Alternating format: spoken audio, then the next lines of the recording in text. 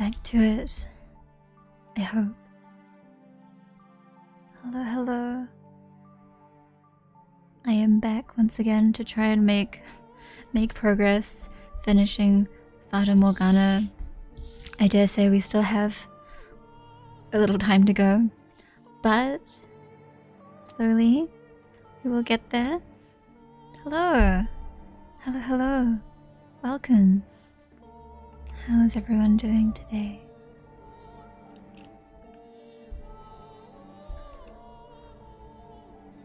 Once again, fun story. I may come just to hang out at some point, but for now, story. A story Bunhu stories. What it?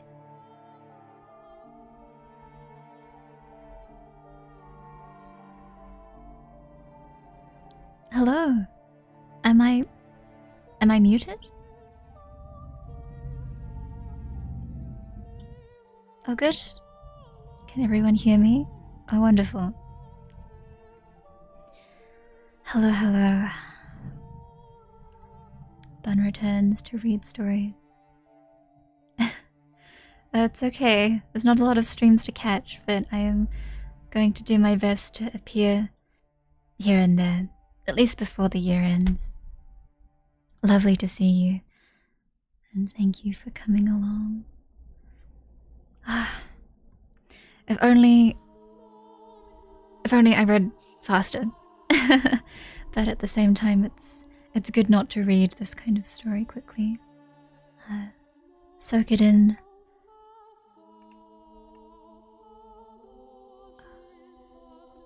Soak it in.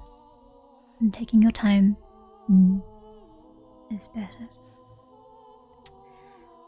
It hasn't been that long since we read last time, so if you weren't here or if you don't remember,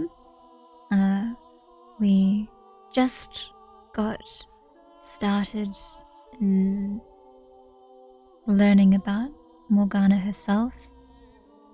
Happy to see you too. Thank you for coming by. And Michelle had to wrestle keys out of the grasp of the various phantoms haunting the mansion. Hello, hello. Good morning. Hi. I better get started. Nodding. Let's not dawdle. Hello. Thank you for visiting. Many greetings. So at the moment, Morgana is the one telling her story. And you too. Let's get into it. Oh, in terms of what has happened to Morgana, she was born under very unique circumstances, under the claim that she is a holy child, basically. And so she has been helping people by feeding them her blood. Needless to say, there's many dangerous things about doing that, but this is what she believed in. And various happenings, whether it's the breaking of drought or the healing of sickness, have only served to, I guess, reinforce that belief. So she too believes that she is a saint. However, she's just been sold off by her mother. So we will see where that leads. Everyone in their sad lives, truly. The carriage rocked back and forth as it rolled along a dirt road. Shaking and bouncing within it, I struggled with overwhelming grief and despair.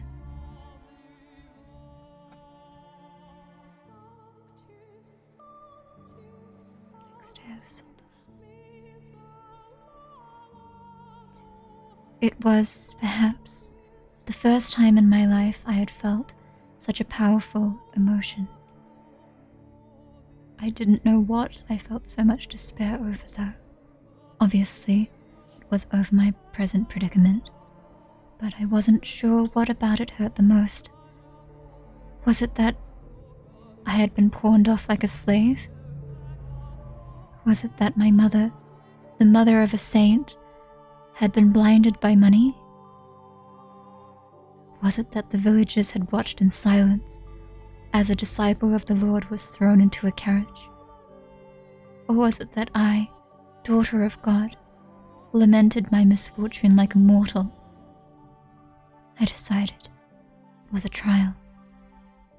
My Father, the Lord God, was testing my worthiness of being his daughter.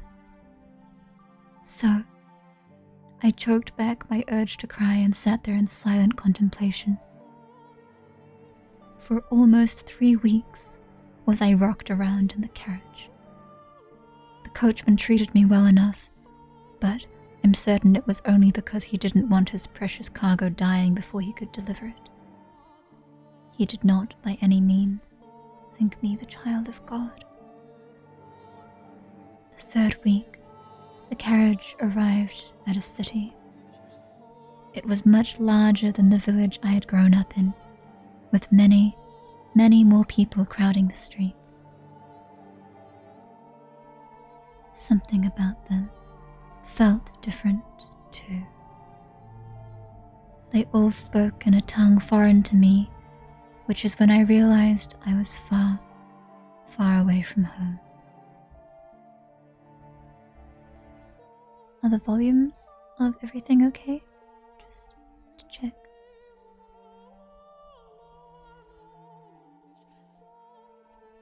Imagine it's okay. I was delivered to the lavishly decorated mansion of the region's lord.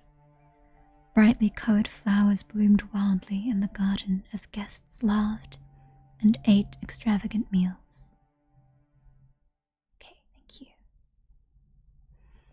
And in addition to them, there were probably 4 times as many slaves moving about the grounds. Getting a range of looks from everyone we passed, from smartly dressed men to scrawny, emaciated servants, I was led to the Lord's chambers. The Lord was surrounded by beautiful women. Perhaps they were slaves, or perhaps they were prostitutes. I couldn't tell. Among them, there were some girls hardly older than me. They all wore thin swathes of cloth, barely covering themselves at all. The Lord looked me up and down, and with a laugh he said, "Welcome, daughter of God. You'll be performing miracles for me now." Miracles are not something to be performed for one single person's benefit, I replied, shocked and furious. He had just said something so utterly blasphemous. In response, he said, "I bought you. You are my property.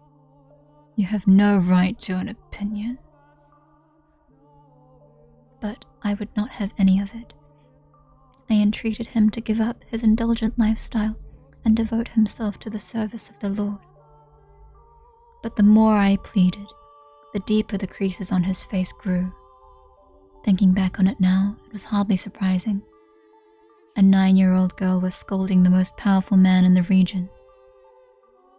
I believed it was my duty and that I was only doing what was right, but he surely saw it as incredible arrogance.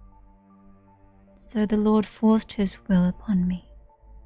He bound my hands and feet and cut me without my permission, filling a goblet with my blood and passing it around to his guests. "A saint's blood and good fortune to all." That was when I realized the Lord was only interested in the approval of others. He reveled in their envy as he pranced about, showing off his curious new toy, me. He didn't need my miracles. Neither he nor any of his guests were afflicted with disease or misfortune. They were all richly blessed.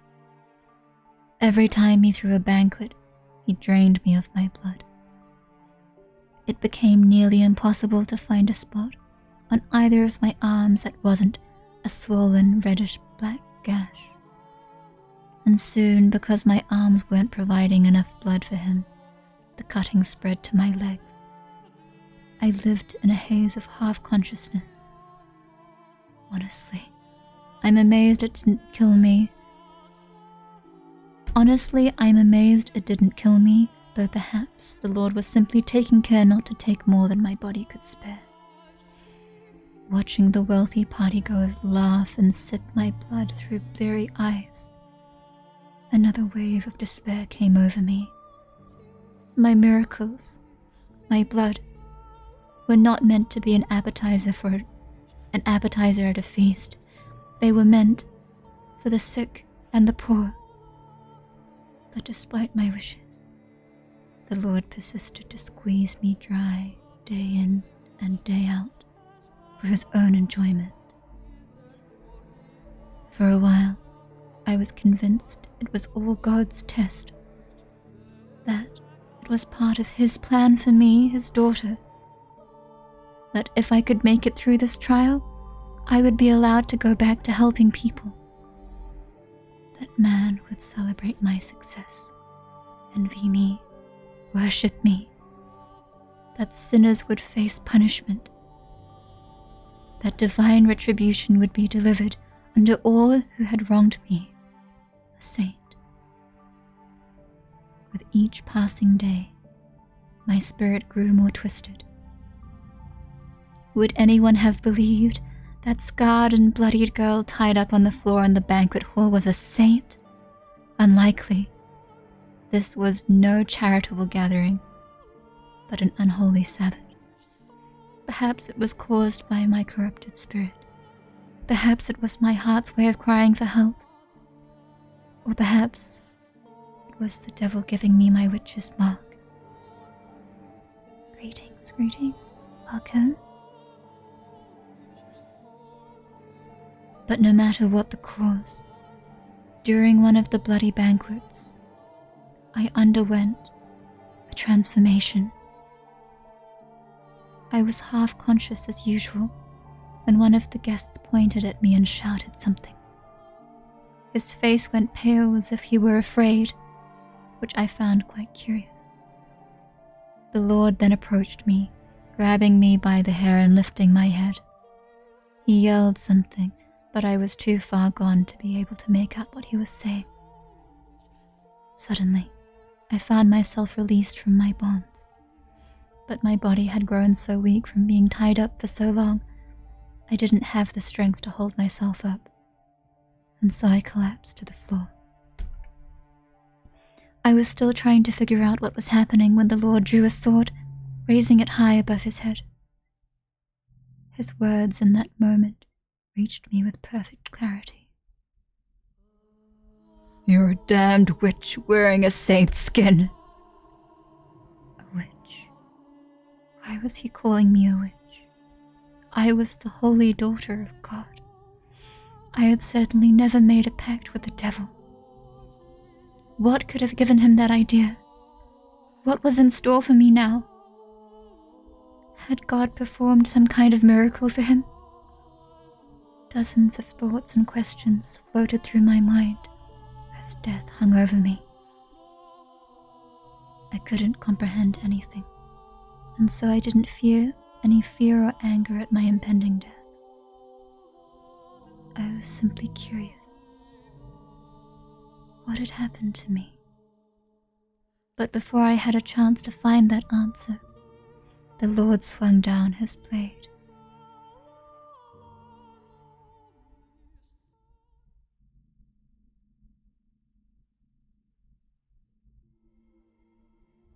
Without warning, without any time to prepare, the darkness drains away, and a second later, I crash into the stairs, hard.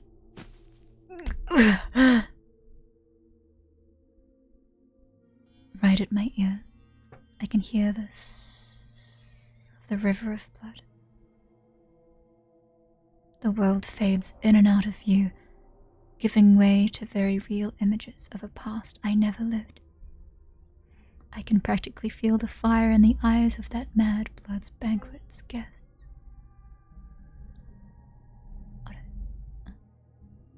My vision distorts. I can't regain my focus. Whose blood is this streaming down the stairs? Is it hers? Is it mine? Who am I? Saint? Which is what I'm seeing through a lens of clarity? Oh, madness. Wait.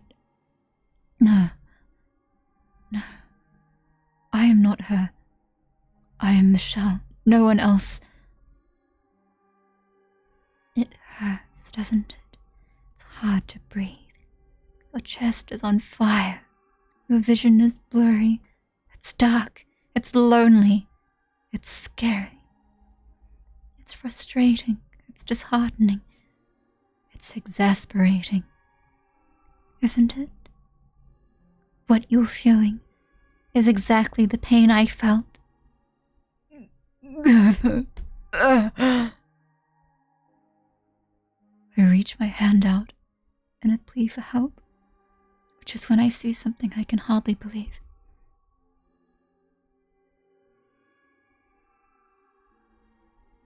Both of my arms are covered in gashes, blood flowing from them without end.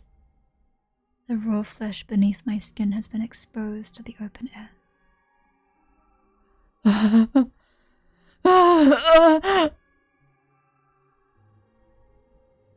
All I can bring myself to do is scream.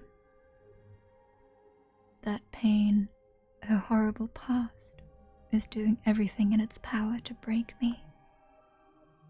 That 9-year-old girl's sickening experiences are twisting and constricting and crushing me.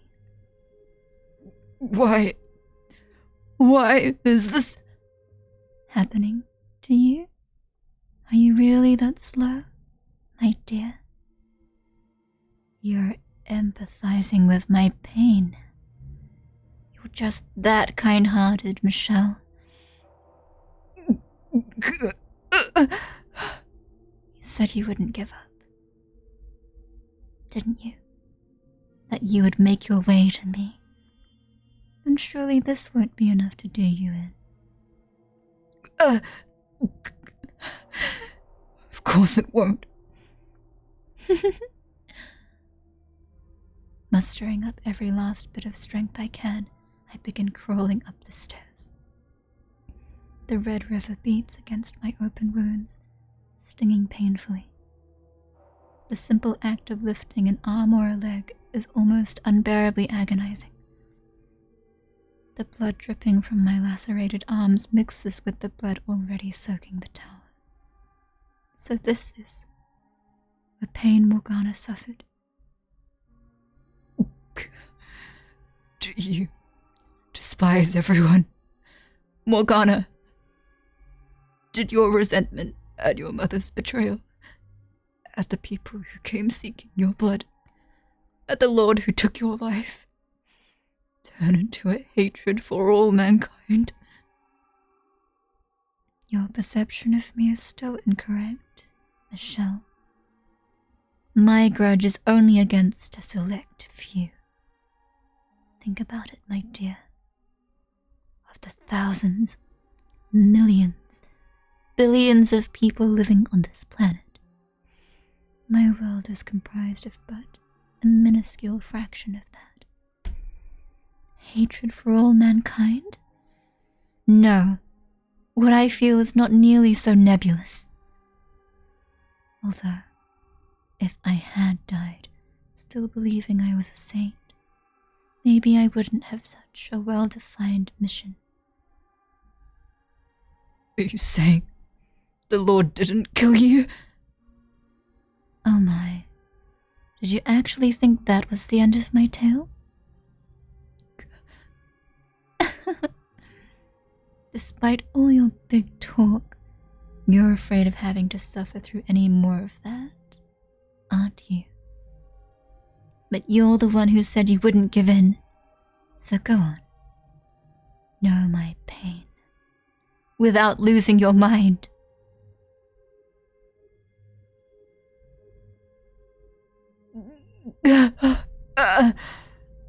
Once again, my surroundings crumble.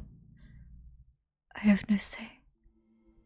I have no chance to object before I'm dragged back to that repulsive banquet. I reach out, stretching my hand as far as it will reach, but all I can grab is darkness. My bloody body sinks back into the abyss. The pain becomes more than just a memory, eroding away at my consciousness.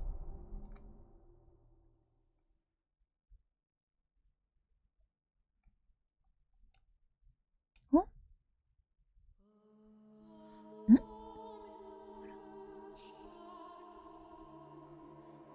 Hmm? Sorry, just a moment.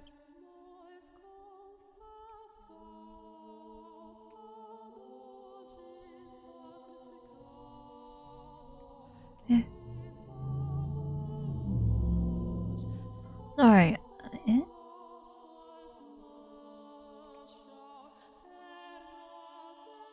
Hmm? What's that? Hmm?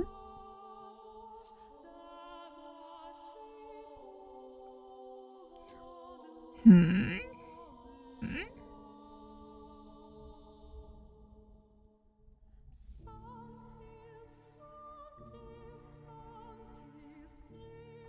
What was that? Sorry, I saw something strange on my screen. I was wondering what that was from. What up?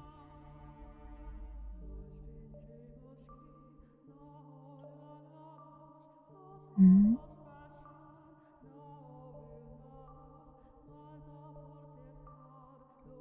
Hmm? Hmm?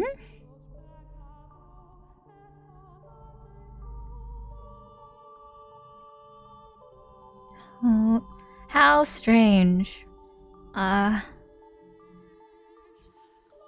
No.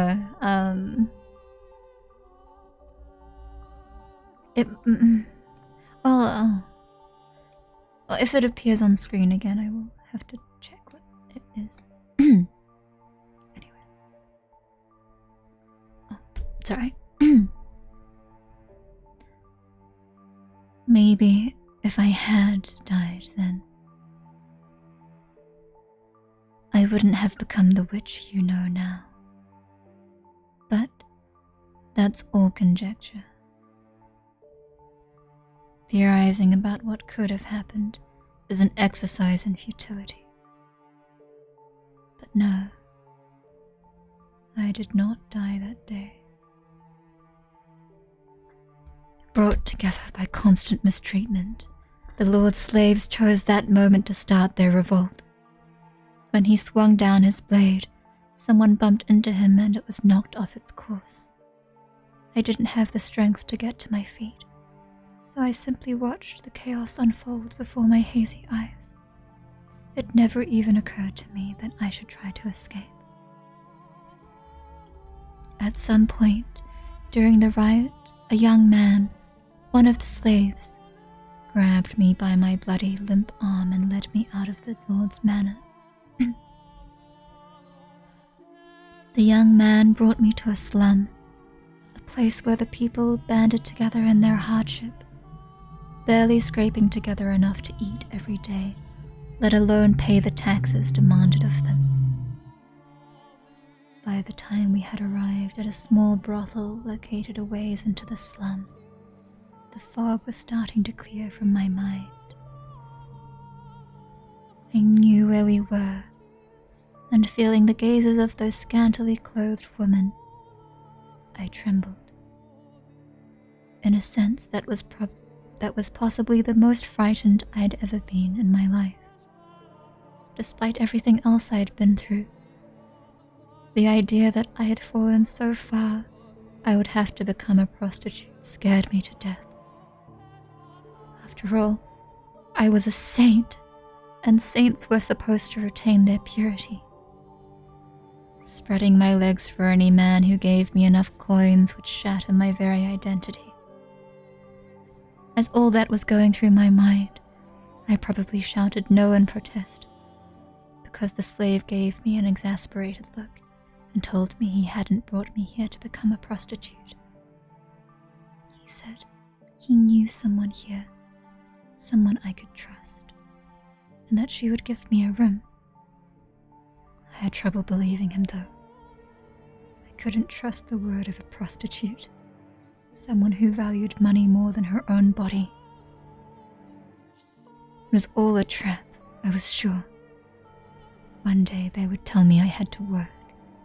Nothing he said would convince me otherwise.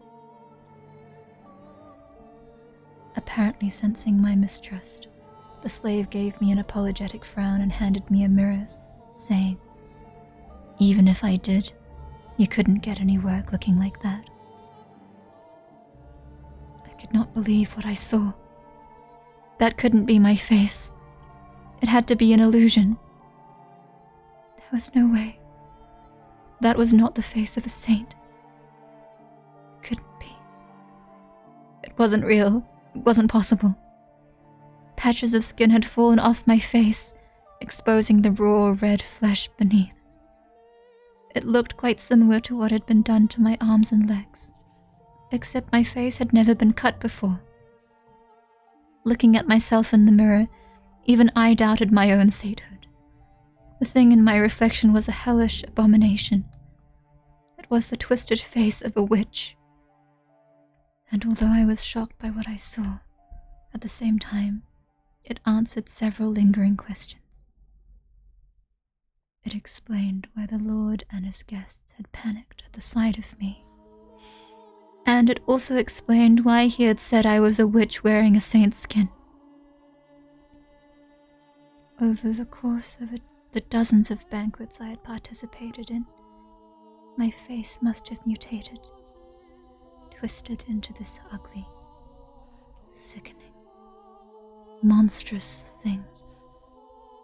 The sight of what I had become sapped the last bit of willpower from me, not because I was particularly fond of my face or thought myself especially beautiful, but because it crushed me to see everything saintly about me crumble away. Test from God or otherwise, I didn't have the strength left to attempt to overcome it.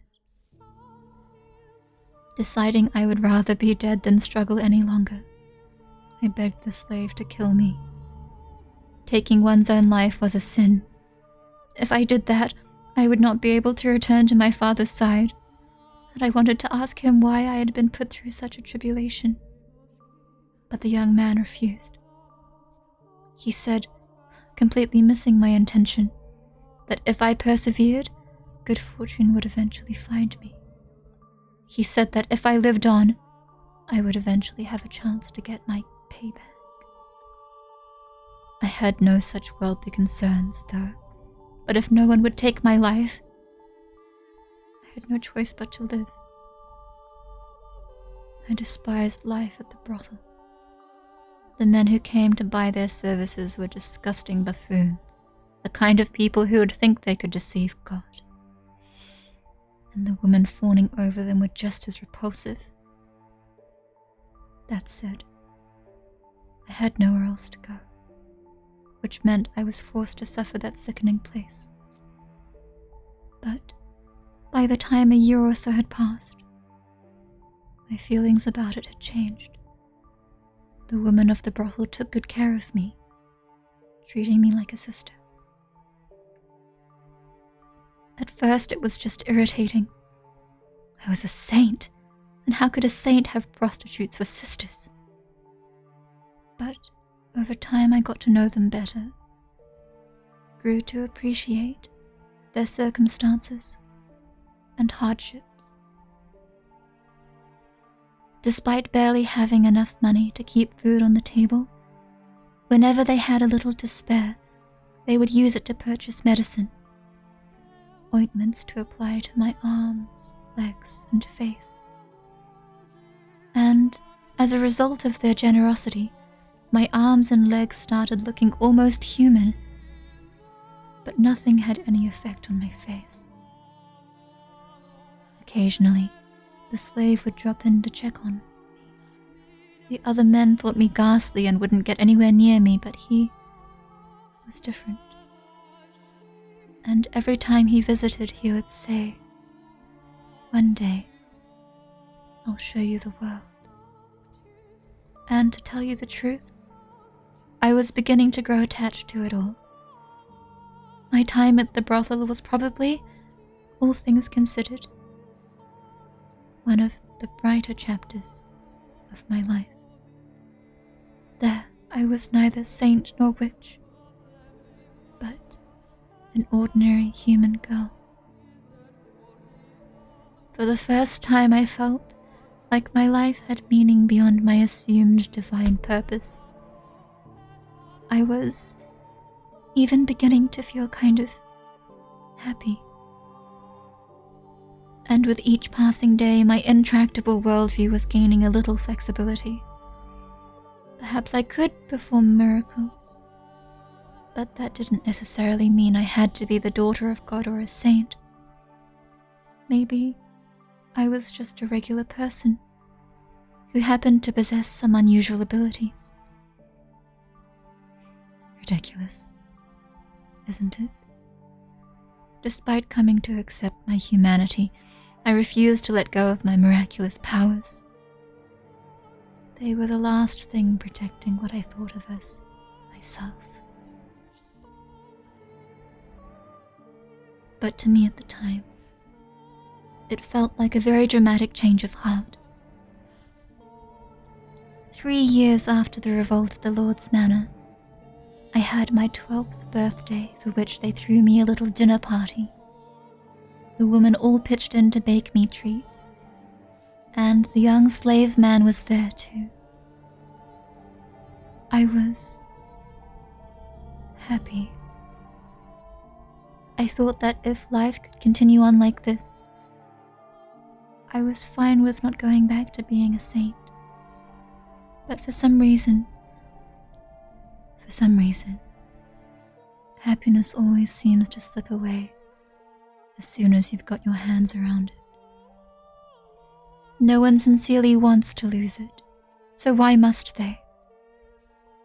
I certainly didn't mind not being miserable. Let me tell you what happened that night. On the night of my birthday celebration, bandits attacked the brothel. Now, bandits were hardly a rarity in that time, so everyone was always on the lookout, and we never went out at night. They wouldn't stop at robbing you either. They were armed with blades, and would frequently kill their targets if necessary. But, cautious as we were helpless against a direct raid. The brothel fell into a panic, screams echoing in the night. The customers were carved up and left for dead. The women were bound and stowed away to be sold. My peaceful world shattered in an instant. And the next thing I knew, I was some slave trader's merchandise. I don't know what became of the prostitutes who cared for me, or the slave who brought me to them. I assume the woman was sold, and the young man slaughtered. But regardless, I found myself being rocked around in the back of a carriage once more. The carriage was packed so tight you could barely see the floor, and it smelled like death. Sweat, urine, feces, every foul odor imaginable compressed into a tiny space.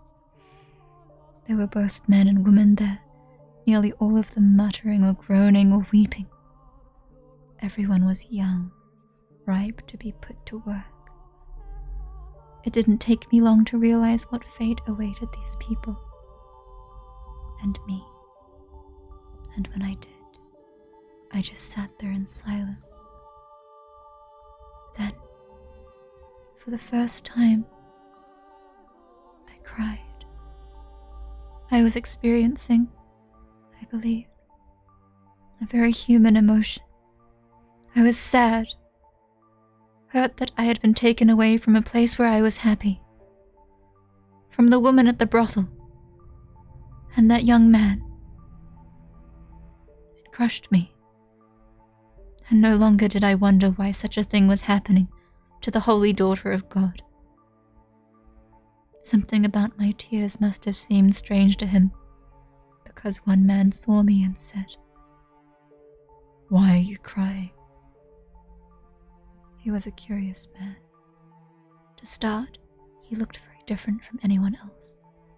The color of his skin, the length of his nose, the shape of his eyes. Everything about him was new and unusual. Hesitantly, I replied,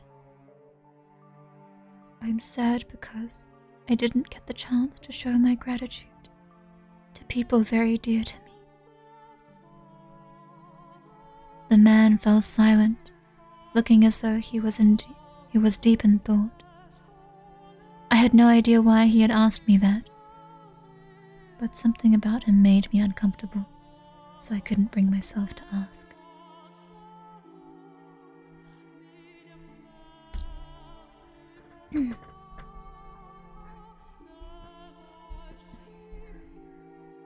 Getting my flask.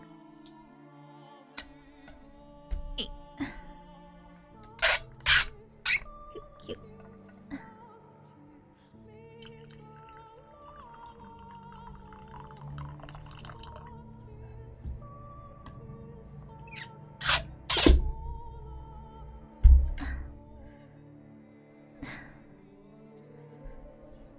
The cute of my water flask. Hope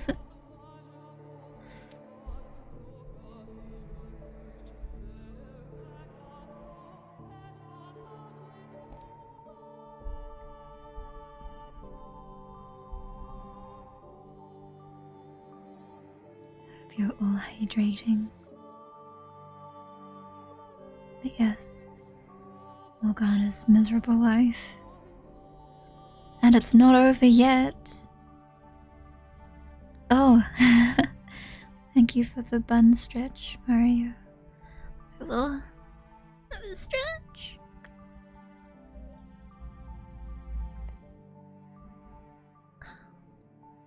Bun water which must be warm. Poor Morgana, truly.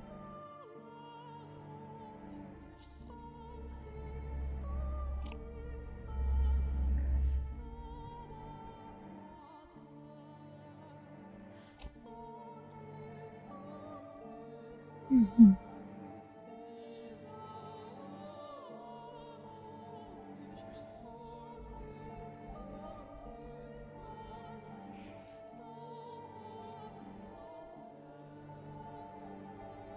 But we know who this guy is. It has been a long time, so we haven't seen his face in a while. But our Japanese lad, Yukimasa, here with Morgana, their first meeting as slaves.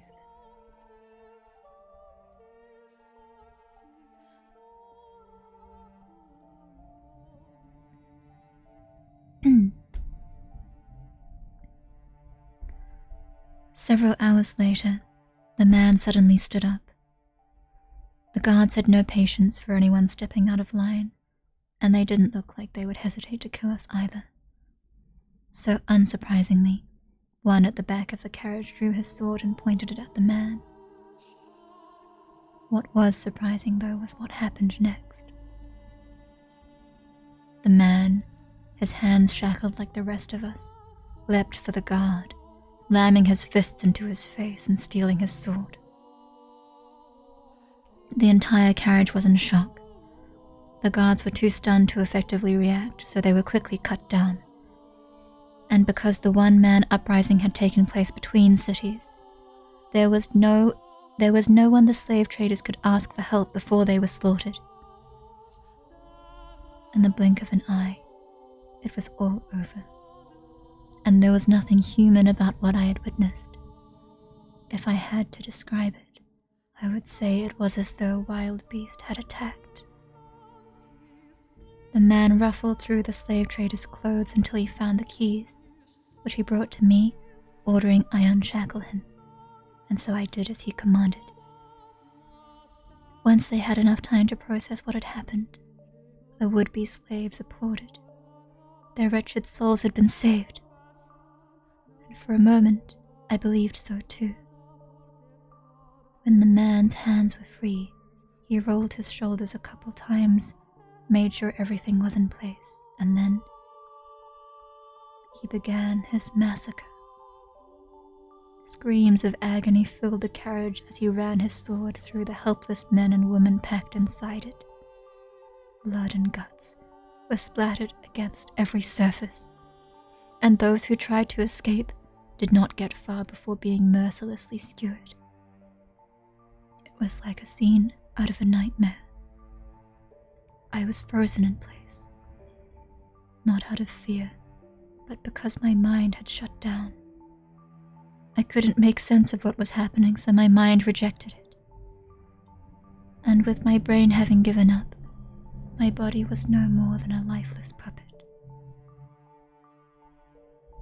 In short order, all the slaves were dead, and I was sitting in a pool of blood, staring at the man. He pointed his blade at me and with a little smirk said, "Why didn't you run?" In turn, I asked him, "Why did you kill them?" The smile vanished from his face, and after a few quiet moments of pondering, he replied, "Because I felt like it."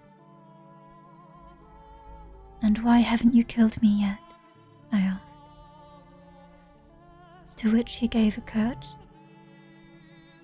"I don't know," then withdrew his blade and wandered off into the distance. And then I was all alone, surrounded by corpses. I glanced down, and half of someone's face was looking back up at me.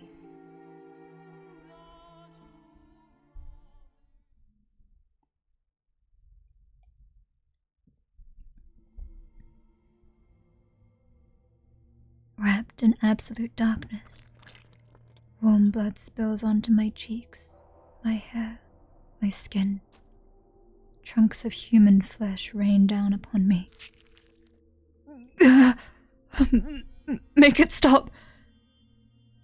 Pitter-patter, pitter-patter. There's no end to the deluge. The smell of death fills the air.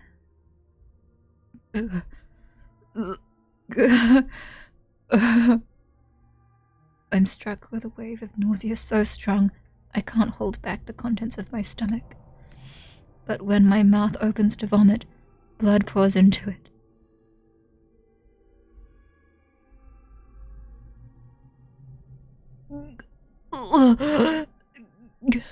Let go of me! Dead bodies grab at my ankles, dragging me down. To where? Hell? To the mountain of corpses? Now do you understand that there was a time, if but briefly, when I was happy, when I felt human emotions? But I wish I never had. If I had remained confined in my daughter of God's shell, then I doubt I would have felt so much terror at the sight of death.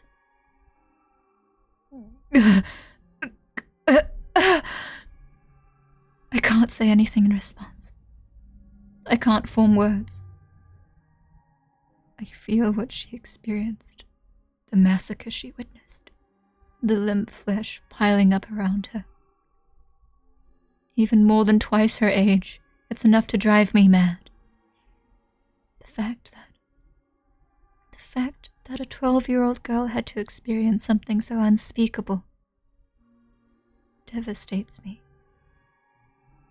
Tell me, my dear, do you pity me? Do you sympathize with me? If you feel bad for me, then you'll remain with me. You'll feel my pain and my despair with me. Won't you? The witch's cackle echoes through the pile of bodies. There's not a speck of light. An hideous death lingers everywhere. Helpless to resist, I'm dragged down into a deep, dark ocean. An ocean of blood.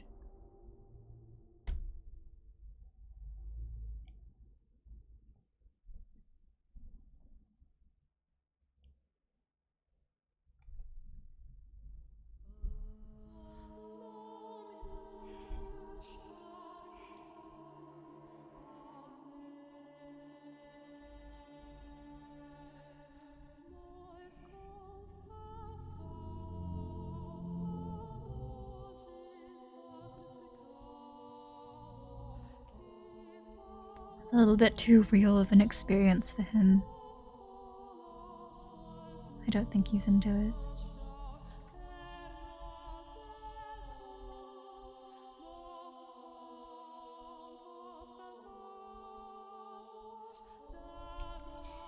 But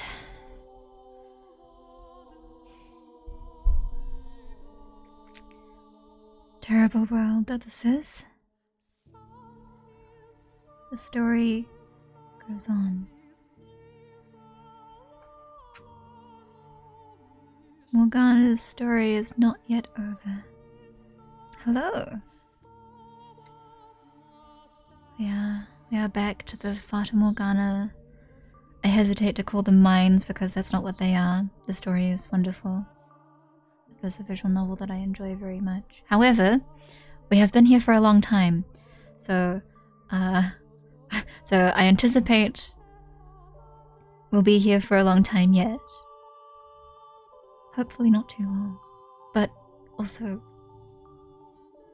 I don't think we'll finish before the end of the year, which is my bad. But as always, slowly making it through. Hello. Welcome. How far are we along in the story? We are quite far, but there is still a considerable amount of reading to go, if I can be honest.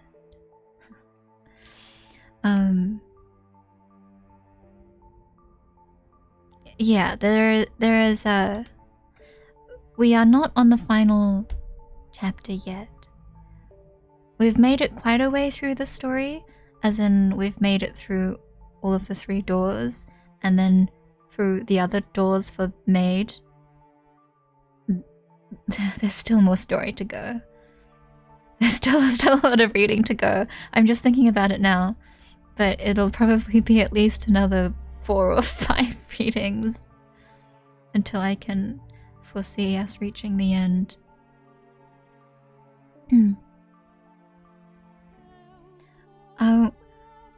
To be honest, when I was reading the story, there were moments again and again where I thought this was like the climax of the story.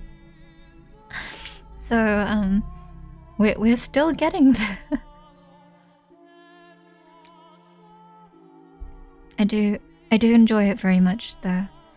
And if this is your first experience with Fata Morgana, I'm sorry because I can't do as good a reading as I would like for this.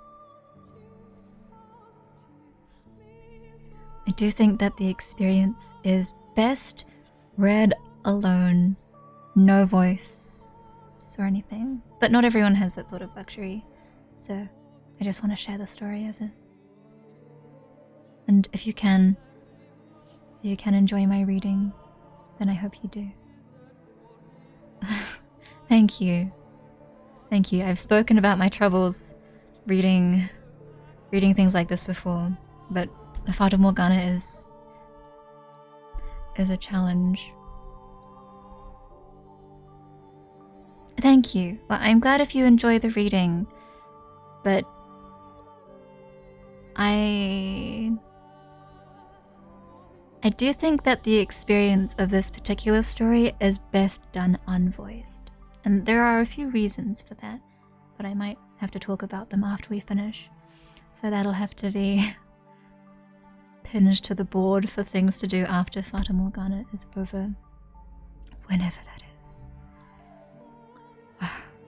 I'll rain check with you after the next 5 streams if we've finished the story or not. Yabe. Ah, we've made it so far. Ganbaro.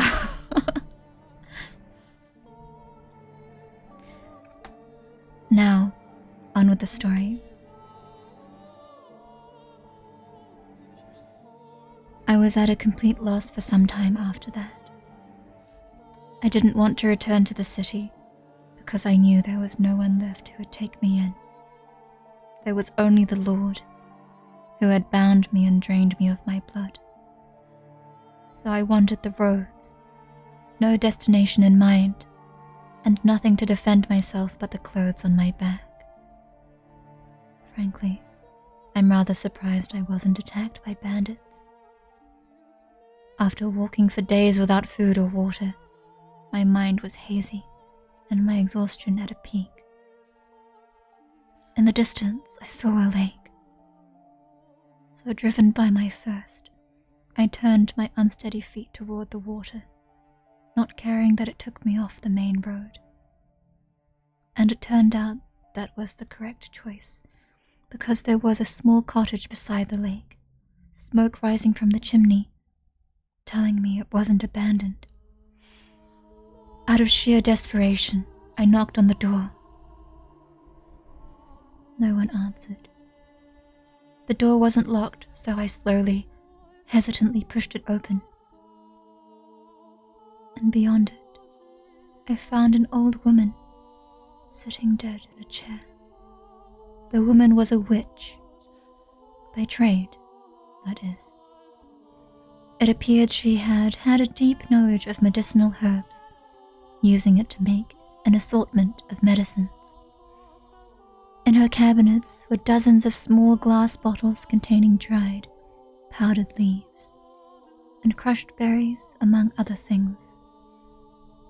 On the fire was a cauldron, liquid bubbling inside.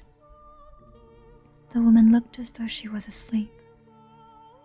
Presumably she had passed away of old age, for there was no sign bandits had been rooting through the cottage, and she had a look of absolute serenity on her face. Looking over at the woman's dead body, I didn't cross myself. I envied her. Dragging the woman's body by her feet, I dumped her into the lake. Do you think doing so makes me a bad person? Makes me unsaintly? Well, I didn't have anywhere else to go, and the owner of the cozy cottage was no longer of this world. There was no reason I couldn't fill the home in her stead, was there? I deserved to have somewhere I felt comfortable after everything I'd been through, didn't I? And so I took up residence in the old witch's cottage, and remained there until my 16th year. By 16, a terrible cynicism had taken root in my heart. I had no trust for people. I shut them out, building high walls around myself. After such a tumultuous, bloody childhood, it was all I could do to protect myself, to keep my young spirit from cracking. Nevertheless, travelers would, on occasion, pay the old witch's cottage a visit, seeking her medicines. Whenever someone arrived, I would cautiously crack the door open, telling them they could trade for whatever they wanted with food, and never showing my face. One day, a young man showed up at the cottage. "My sister has fallen very ill, and she desperately needs medicine." He was very soft-spoken. There was a distinct kindness in his voice, which I thought unusual. Curious. What kind of person could he be? What did he look like? What expressions did he make as he spoke? To satisfy that curiosity, I snuck a peek at him through the crack in the door. He was a handsome young man with flowing, flaxen hair. And upon seeing me, he didn't flinch back in disgust. He smiled. According to him, his younger sister had fallen gravely ill, and though they had tried a number of remedies, she was still bedridden. The medicines I gave him too had no effect, but he persisted in his quest, visiting me again and again for new combinations to try. He wanted nothing more than to relieve even the slightest bit of his sister's suffering. And, moved by his dedication to his family, I too wanted to do anything I could to help.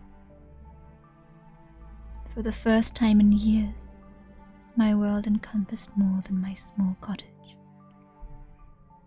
When the young man came, he would ask not only for medicine, but to go on walks with me. He volunteered to spend time with me, despite my horrifying appearance. "It's not healthy to stay holed up inside all the time. You've got this beautiful lake right here. What do you say we take a little walk around the shoreline?" He said with a smile, taking me by the hand. We spoke as we circled the lakeside. His voice was always soft and pleasant, like a ray of light shining through a crack in the walls. When I was with him, I felt like I could be an actual person, an ordinary girl. He talked about his sister more than anything, and whenever he did, he was at his brightest and most melancholy.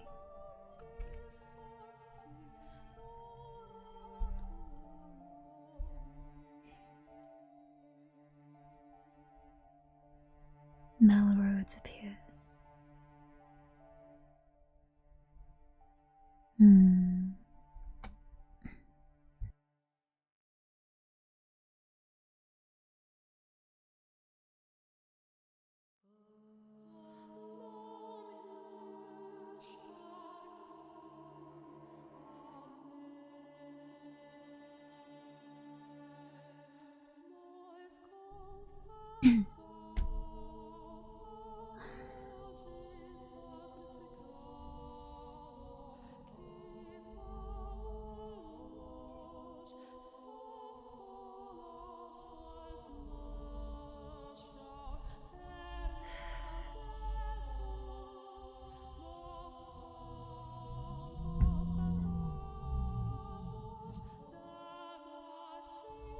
The young man had been a member of a noble house, but disputes over who was the rightful heir had forced him and his sister out.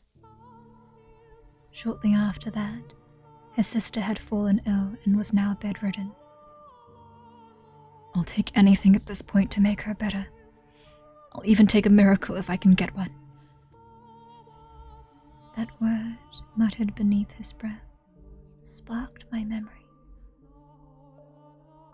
I was a saint. My blood had healing properties. I had no reason to hesitate. Someone needed my help, and who deserved it more than this kind-hearted young man's sister? So I decided to tell him what I really was. That my blood had miraculous powers, that it had saved people, that the moment I had been born, the drought plaguing my village had come to an end. that I had been known as a saint, the daughter of God. I told him everything, and he believed it all. He led me to his house, where a pale, sickly young girl lay in bed. She was a sweet little girl with the same flaxen hair as her brother, who looked like she would have been quite spirited if not for her ailment. It was touching to see the two siblings sitting there together, quietly holding each other. I would gladly give my blood for the two of them, and so I made a new cut on my arm, which had healed considerably thanks to the slave and the woman of the brothel, and let the girl drink of my blood. Neither of them had any doubts about my sainthood, and because they believed, a miracle occurred. The flaxen-haired girl recovered enough to get out of her bed. I was extremely proud of myself. I felt like, for once, I had actually saved someone's life. The only issue was, she didn't make a complete recovery. For a few days after drinking my blood, she was in good health, but her condition quickly regressed. I was deeply perplexed by this. A miracle had undoubtedly taken place, but it was only temporary. Now, though, I believe I can explain what happened. Her recovery was nothing more than a placebo effect caused by her faith, but that's something I couldn't have known at the time. We were all three perplexed, and we were all three disheartened. Nevertheless, I was prepared to give her my blood as many times as needed. Whenever her condition worsened, the young man came to request more, and never once did I turn him away. On the contrary, I enthusiastically offered her my services. Over time, though, the hope in his eyes began to fade. Hello? He asked me on fewer walks, and he seemed hesitant to look me in the eye. I assume it was out of discomfort, out of guilt, out of shame about asking for blood. But I don't think his concerns were for me, rather himself and his sister. As I mentioned earlier, blood was considered unclean in our time. And not only was I giving mine away, I was having his sister imbibe it. Looking at it that way, it would hardly be a surprise for him or anyone else to think what I was doing was depraved. As time passed, the flaxen-haired young man seemed to grow more and more disturbed by me. That was what I got for opening up. That was what I got for letting his kind, warm light shine in on me. The moment things went bad, he pulled away.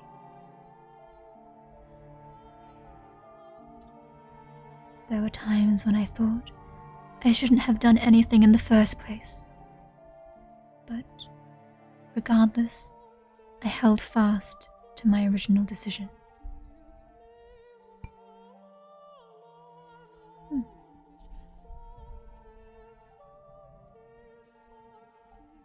I would put myself on the line for them.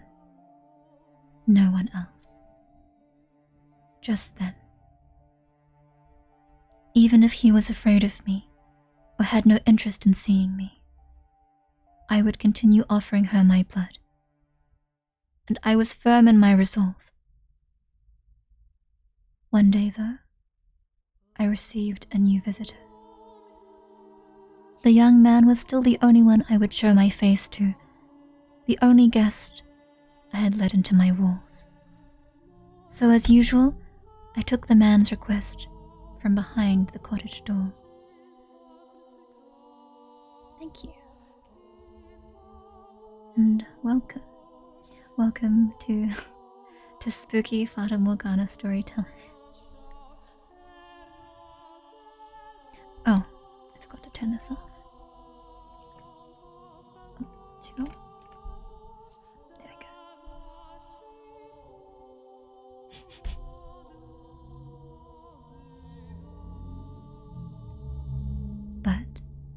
could hardly believe my ears when he began speaking. Are you the witch with the miracle blood? First, how did he know my blood had powers? Second, why had he called me a witch and not a saint? Third, why did he sound like the man who had slaughtered the slave carriage? I told the man he had to leave, that I would not be opening the door for any reason. In response, he said, I am in need of your blood. Could you not spare a little? My blood was for the sick and needy. I would never spare a drop for a murderer like him. And I told the man exactly that, demanding he leave. All I could think about was the pile of bodies, the fountain of blood.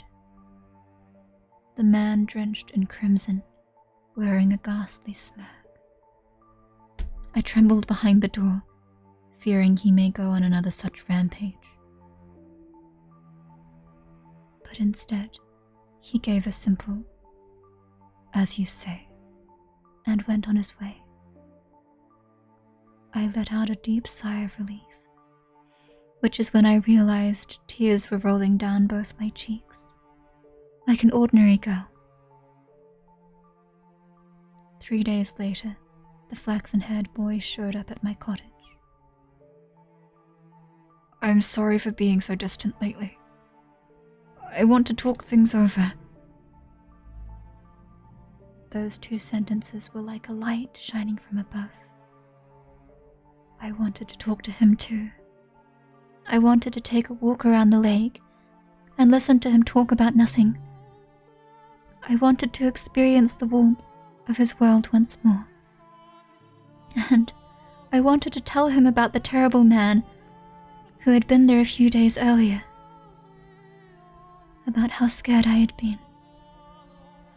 I wanted him to tell me it would be all right. I want to talk to you too, I said, opening the door without a second thought. The light of the sun was so bright, all I could make out was his silhouette. I couldn't see the look on his face or the look in his eyes. A gentle breeze blew past, and my mind froze. How could this be happening? What did it mean? Why? How? What was that man doing, standing behind him? Why was he carrying a sword? Why was he coming into my house? And why did he swing it down, severing my arm? I was in a daze. I couldn't make sense of anything.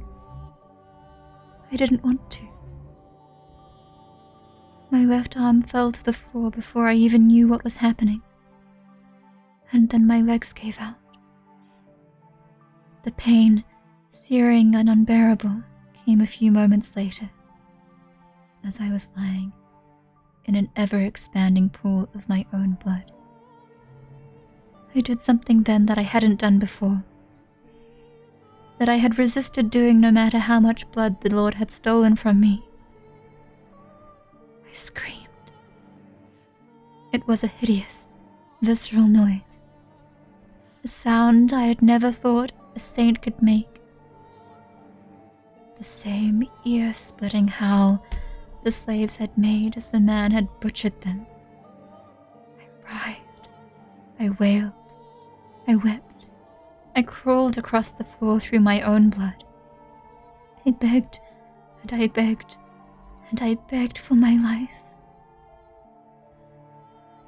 The man walked over and picked up my severed arm, and then, shockingly, he tossed it to the kind-hearted young man, after which he said, "That's your share. Should last you long enough." Share? What did he mean by share? What was he talking about? Why had he given him my arm And why had he taken it? Why was he talking like they knew each other? Why? Why? I had spared blood for him when he asked, hadn't I? So why was he doing this? Was cutting my arm off and stealing it easier on his conscience than simply asking? You understand how I felt, don't you?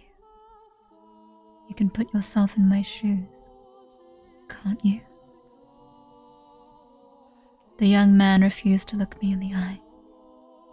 Holding my bloody arm in his trembling hands, he fled from the cottage as quickly as his legs would allow. The man then walked over and picked me up. I had neither the strength nor willpower to resist. Holding me in his arms, he began to speak, telling me things I didn't want to know, things I didn't want to hear. But he didn't care. Nothing personal. I just need your blood. Without it, she'll lose her church. Don't take it personally. Tell me, is there anyone in this world who wouldn't feel a bit of spite after being put through such torture? How was I supposed to let that slide? No one's that much of a saint. My trust had been betrayed, and I was supposed to turn the other cheek? The man had barged into my home uninvited and cut off my arm, and I was supposed to smile and take it. Is there anyone, anywhere, who doesn't feel even the slightest bit of hatred, ever? Is there anyone in this world who could just laugh and brush off this level of abuse? Tell me, is there? How could I not hold a grudge? How could I not despise them? How could I possibly forgive them? Tell me, please. Tell me, how could I? She needs the money. I needed some way of getting enough money to keep her church running. So the Lord made me an offer. If I brought him the witch with the miracle blood, he would finance a whole new church for her. The Lord? Why him again? Why couldn't he leave me alone? After trying to kill me during one of his blood Sabbaths, why was he after my blood once more? Had he learned it really did have miraculous powers and decided he wanted me back? You get to be the sacrifice. To keep her church from collapsing. To keep her world from collapsing. Sacrifice? Excuse me. What? And what's all this about keeping her church from collapsing? You murdered a carriage full of innocent people. And you're trying to protect a church? You? Are you out of your mind? Churches are where people go to commune with God, to speak with my Father. How dare you soil these sanctified grounds with your filthy hands, you beast! It's insulting, sacrilegious, repulsive. Just what do you think we are? So don't take it personally, witch.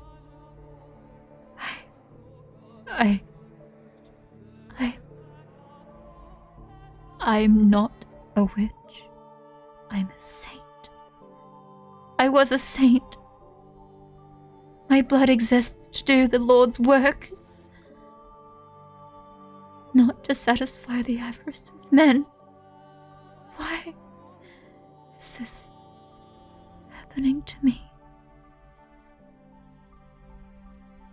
The man brought me back to the city, but instead of taking me to the Lord's manor, he brought me to a church on the city's outskirts. Though, to be honest, it looked more like an estate than a church. The church also served as a hospital, offering free care to less fortunate children the poor and the infirm. That was when I learned why he had said they needed money. The owner of the church offered unconditional assistance to anyone who came. Even when food and supplies ran low, they would ration their own in order to keep helping others. As a result, the church was perpetually on the verge of collapse. The church was run by a woman, something exceedingly rare for the time. There were no priests.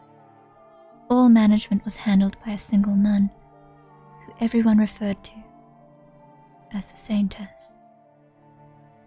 I was the saint. Why was this woman, who didn't have the ability to perform miracles, being worshipped like she did? Why did the people of the city idolize her? Why were their smiles all directed at her? Why was I not in her place? The man carried me to the top of the observation tower. It was there that I had my reunion with the Lord. I was to spill my blood for the people of the city, but also for the Lord's prophet. He was not offering free aid, but selling it as medicine. He claimed it was a miracle elixir, telling no one that it was actually my blood. It was mixed with a beautiful red wine, and drinking it would cure you of any ailment. If they knew it was actually the blood of a witch, they would think it was unclean. They would fear it.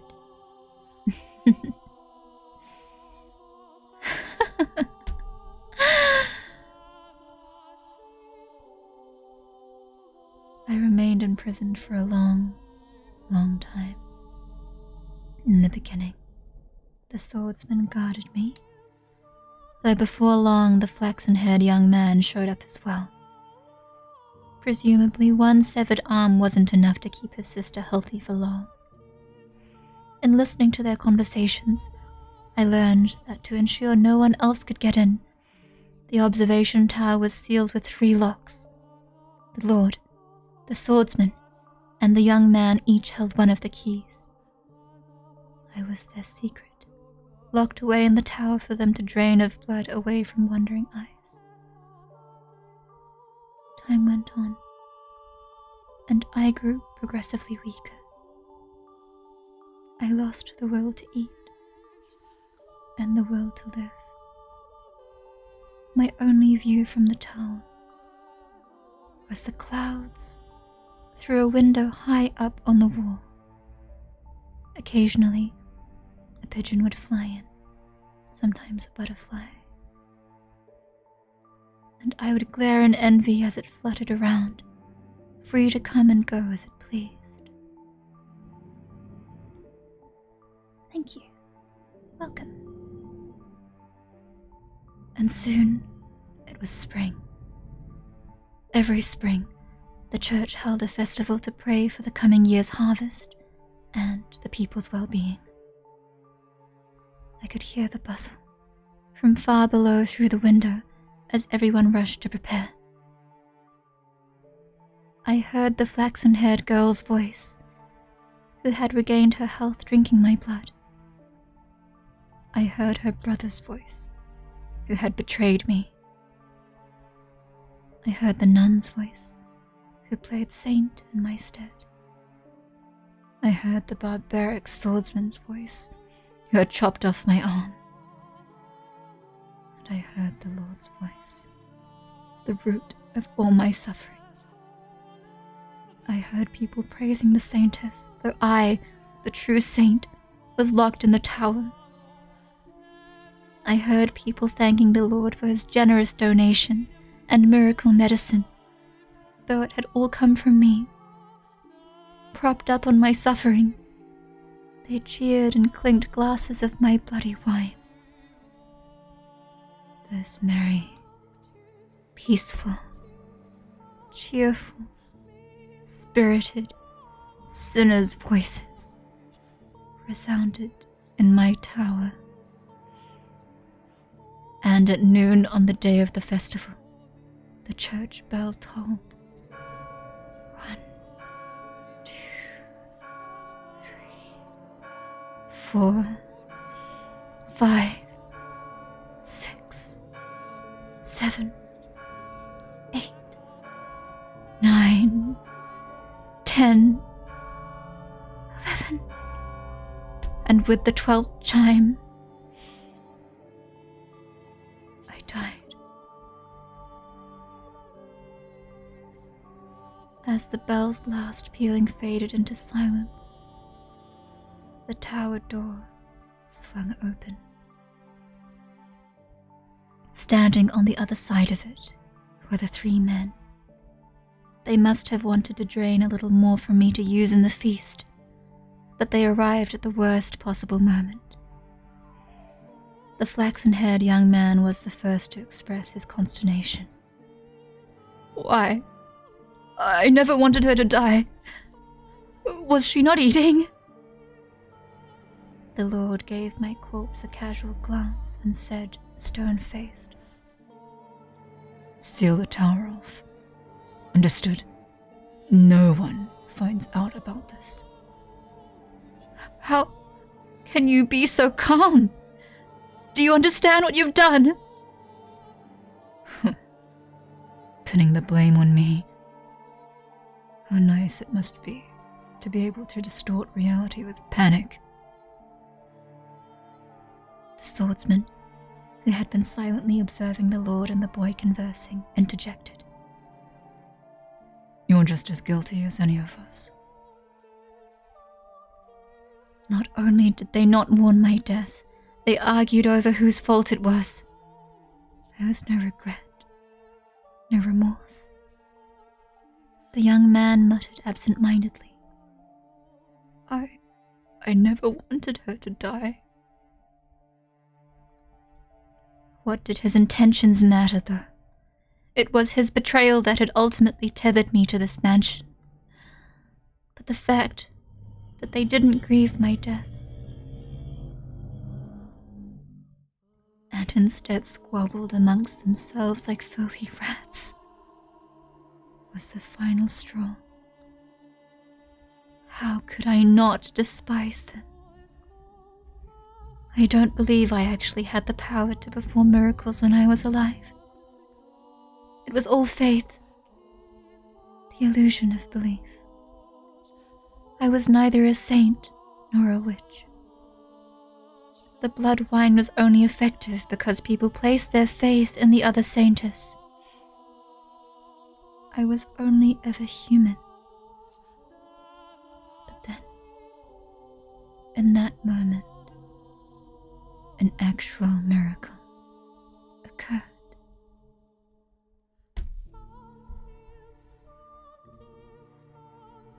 Just a moment. The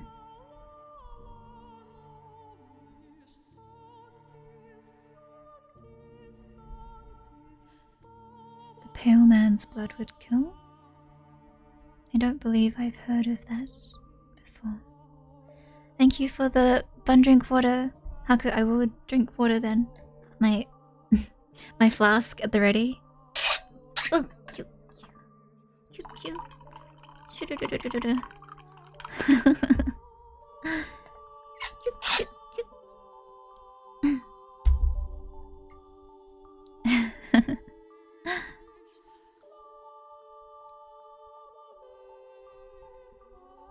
Have a good sleep. Have a good luck.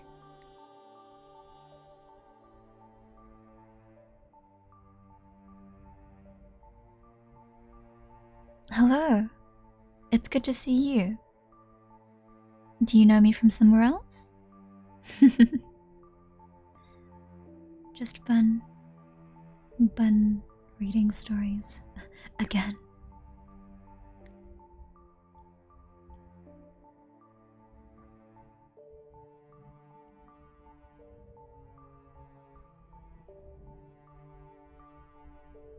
Ah, yes. No, you're reading it correct. You're recalling it correctly. There was a story in which the witch was a man and his blood killed anyone who touched it. This happened a few stories back already. So, chances are, if you heard me read it, it was many months ago. Streams from years ago at this point. That makes sense. I have been around for a long time. A real relic of a bun. But yes, that is correct. Probably even like a year ago, I might have read that story. I haven't done that well this year, have I?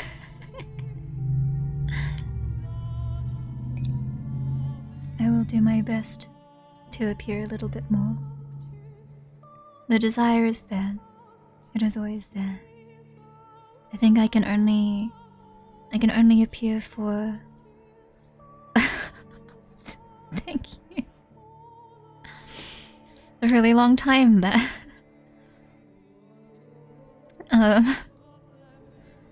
Whew. Big numbers right there. I think all I do have to ask for your patience, as I am more dusty now than I used to be. Oh really? Well, I'm glad you felt so. I'm glad you remembered, because it was a really long time ago. Oh really? That was ages ago. Naruhodo ne. Well, welcome. I have to take breaks a little more often than before, but I will do my best.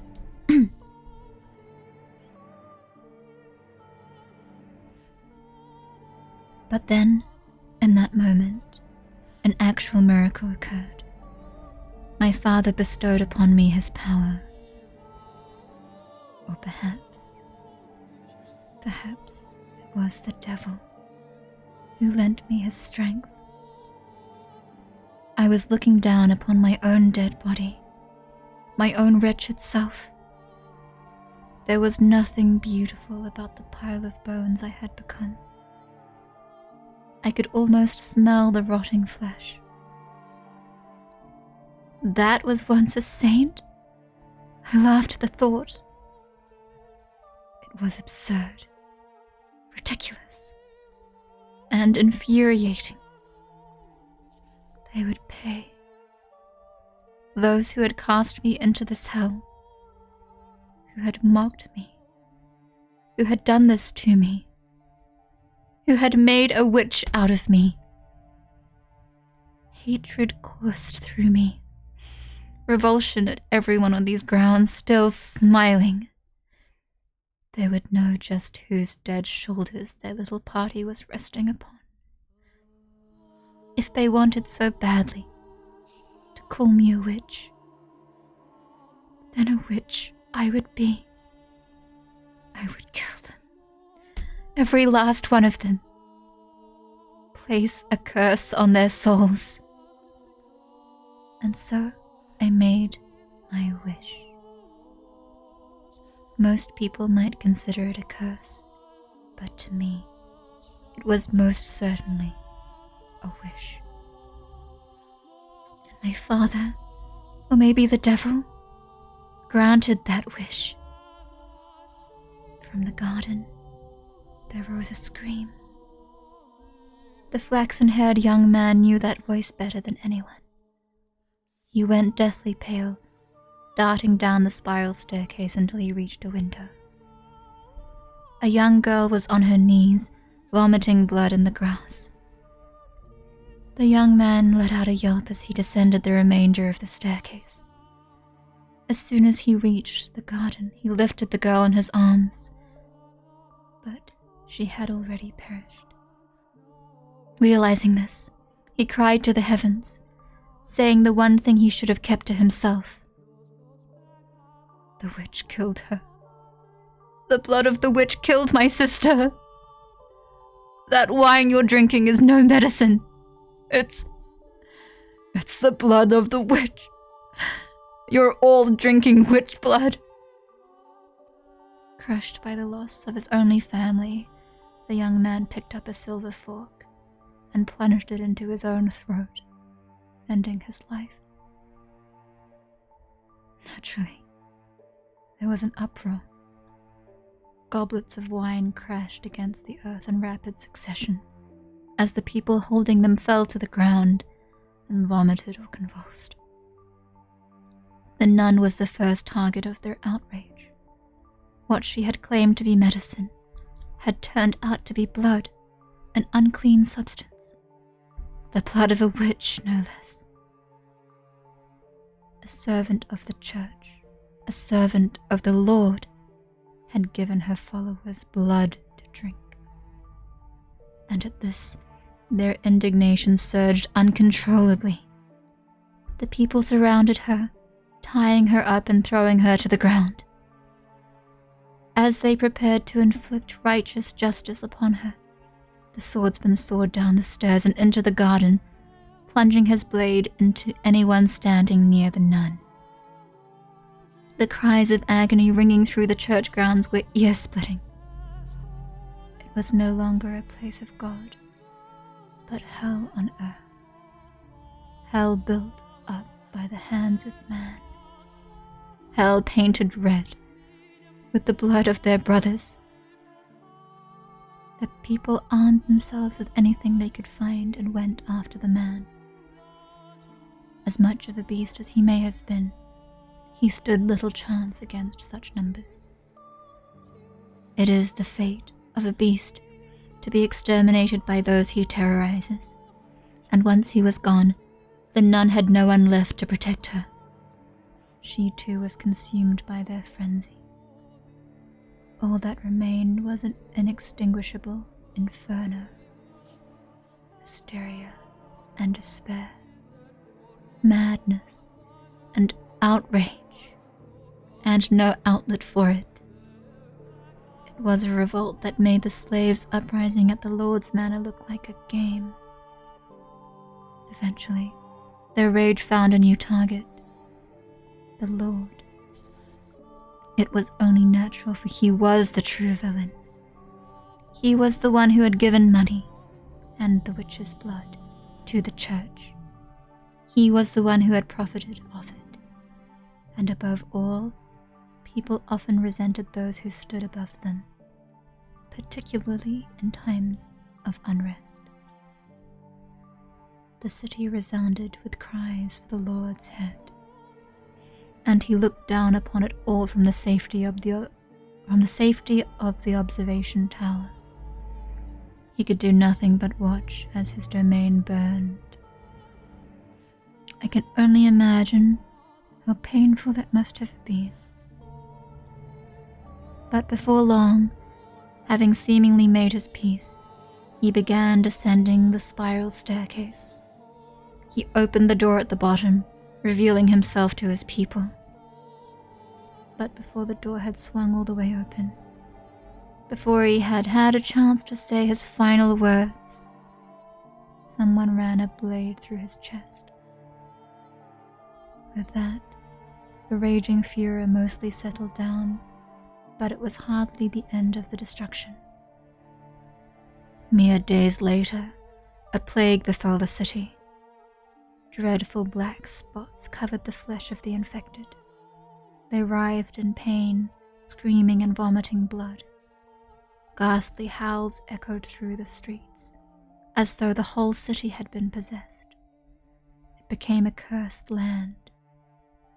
In their diseased haze, the people muttered again and again, "We have been cursed by the witch."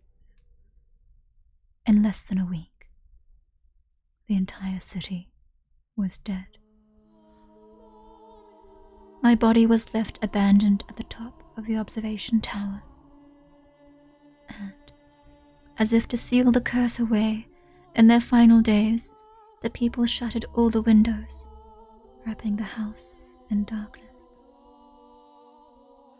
It's possible.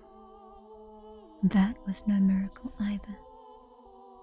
You can easily explain what happened to them. Locked away for so long in that dirty tower, maybe I caught some kind of disease.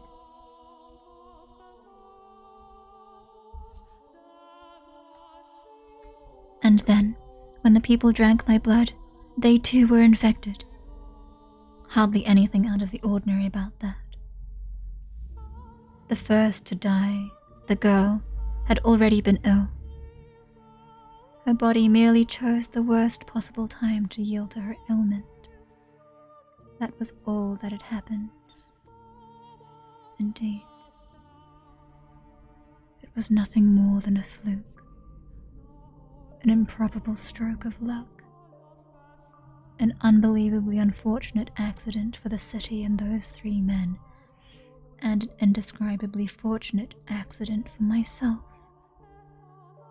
But I wished to believe it was a miracle, that even if my blood didn't have healing properties, and even if I wasn't a saint, my wish, my curse, was what caused that uprising.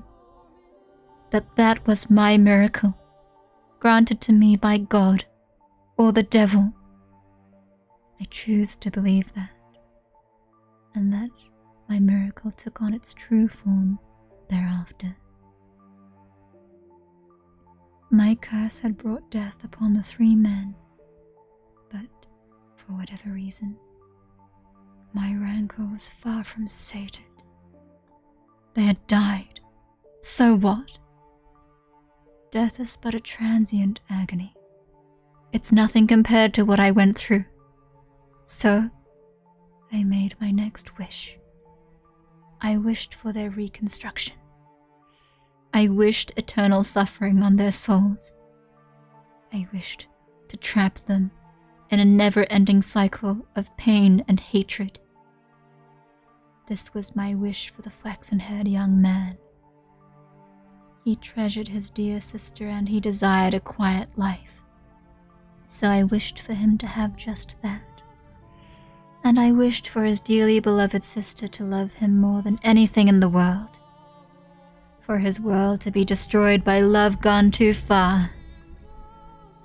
This was my wish for the beast-like man. He was conscious of his tendency for violence, and he yearned to be more human. So I had his inner beast toned up just a little.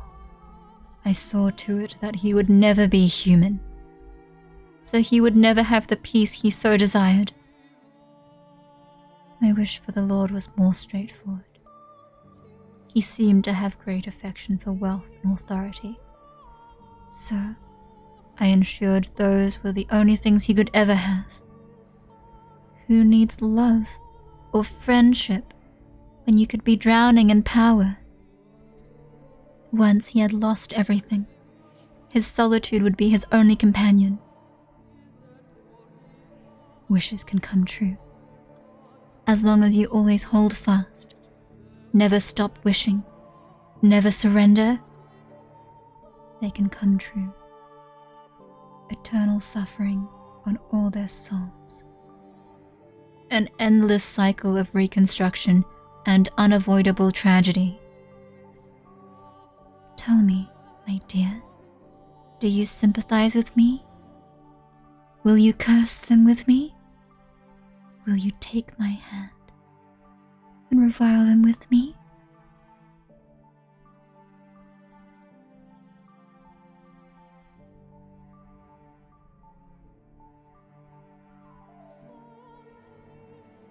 This time, when my body crashes into the tower's stairs, I'm unable to make a noise. The obstruction is less mental and more physical. The excruciating pain.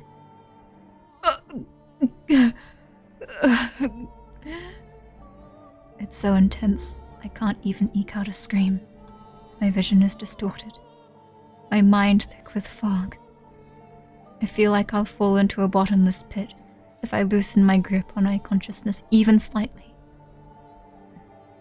Through the haze, I see my own severed left arm. Reflected in a pool of blood, I see my face, large chunks of flesh peeled off.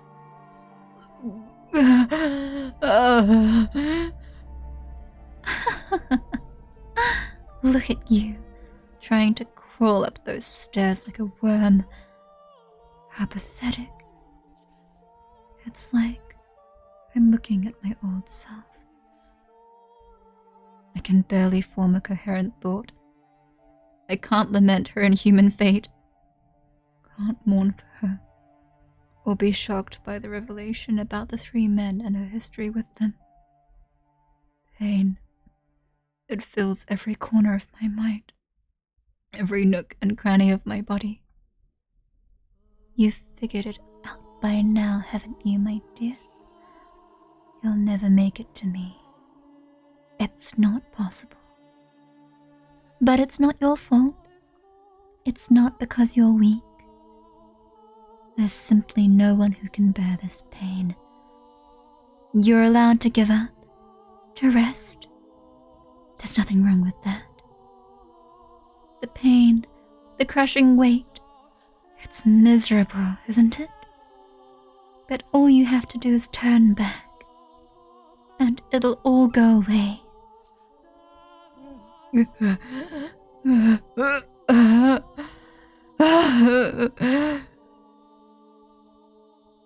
The witch whispers her sweet temptations.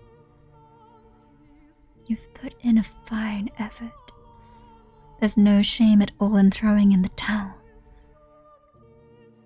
Her voice is soft, gentle, pleasant, saccharine. Concede defeat. If I do, it'll all go away. The searing pain spreading from the stump of my left arm. The sensation of being perpetually drained of my blood. The miserable solitude of staring at a door that never opens. The laughter I can hear through the window. My miserable wailing, this maddening hatred. I can end it all. That's right. It will all be over. You have the power to make it stop.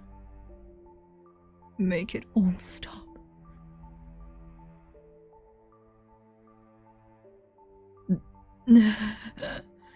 No. I can't let that happen.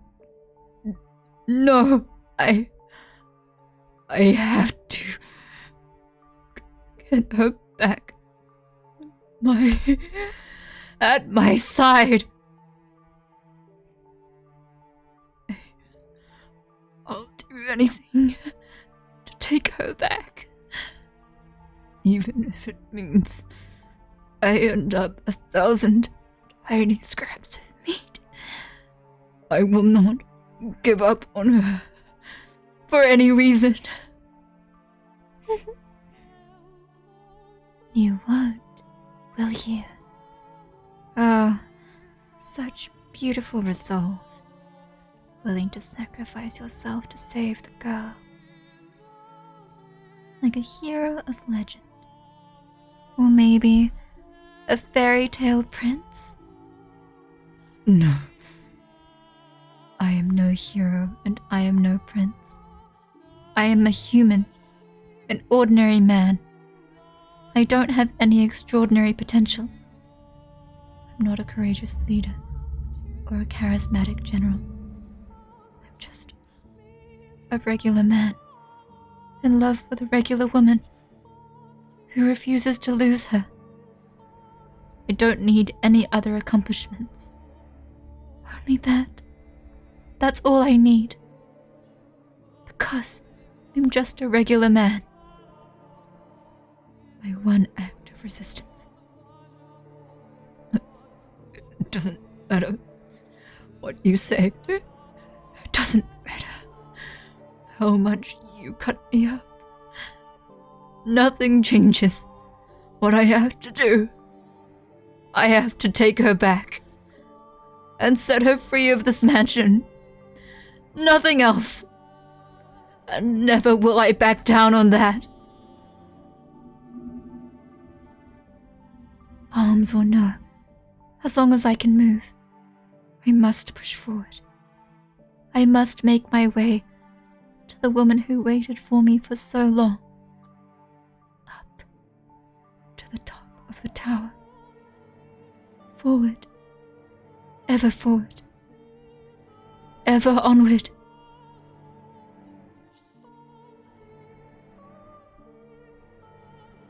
Dragging my bloody body, paying the pain no mind, I once more arrive at the top of the observation tower. I place my hand on the door, holding myself up with my lacerated right arm. Take a moment to catch my breath. Then lift my head, gaze into the void and shout her name. Morgana! I pity you. I truly do. You were a saint, shackled with an unfathomable fate, and for that, I am enraged. As I felt your pain, as I watched your life, I too felt a burning hatred for those 3 men. If you truly feel that way, then why can't you stay here with me? We're all dead anyway. We've reached our ends.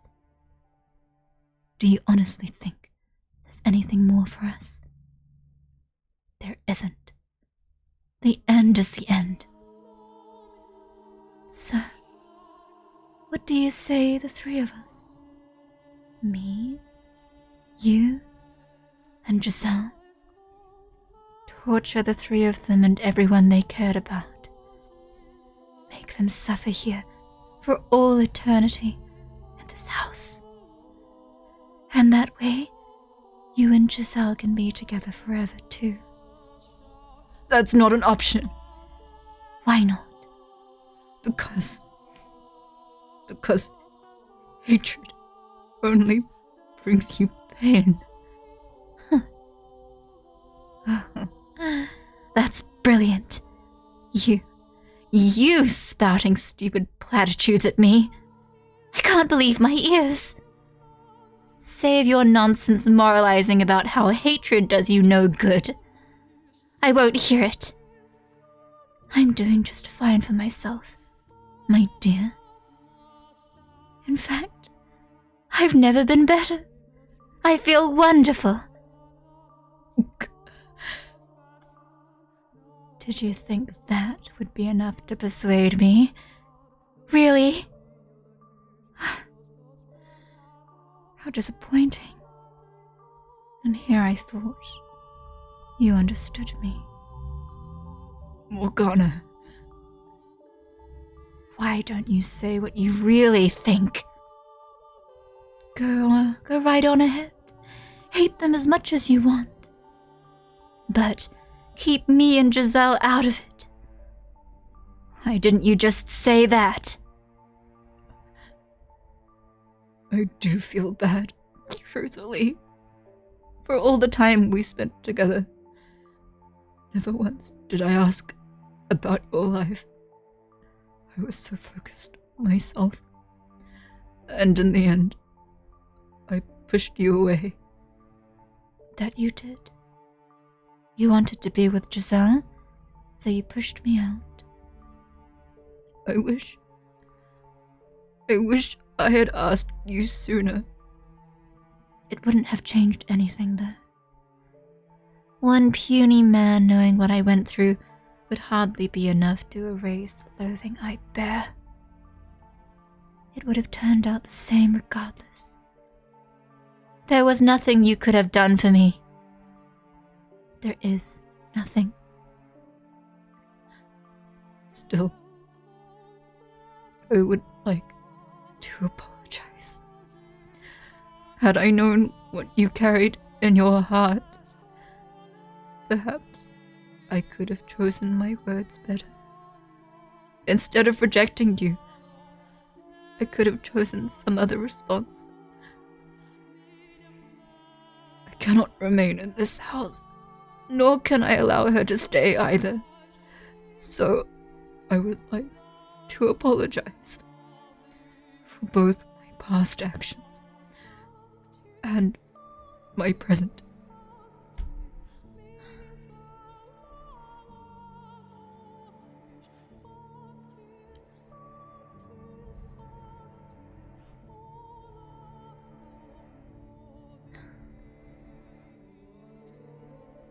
Well, in that case, open the door, Michelle. Thank you for the water drinking redeem. I will water myself.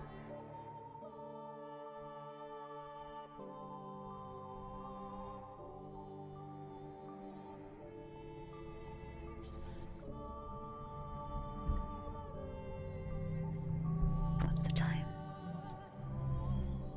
Okay, we don't have long.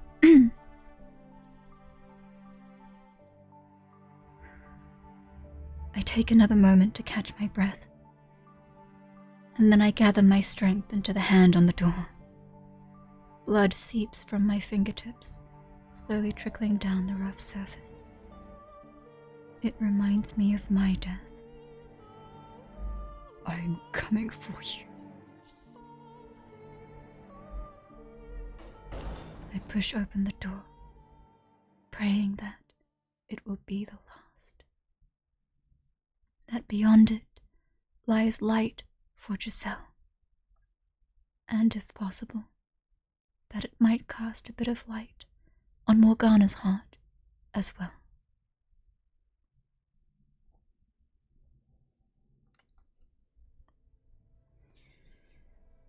Should we stop here?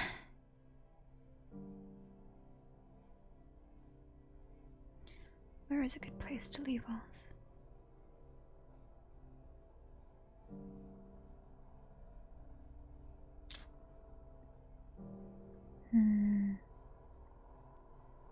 No, I can do a little bit longer. Just a little bit longer.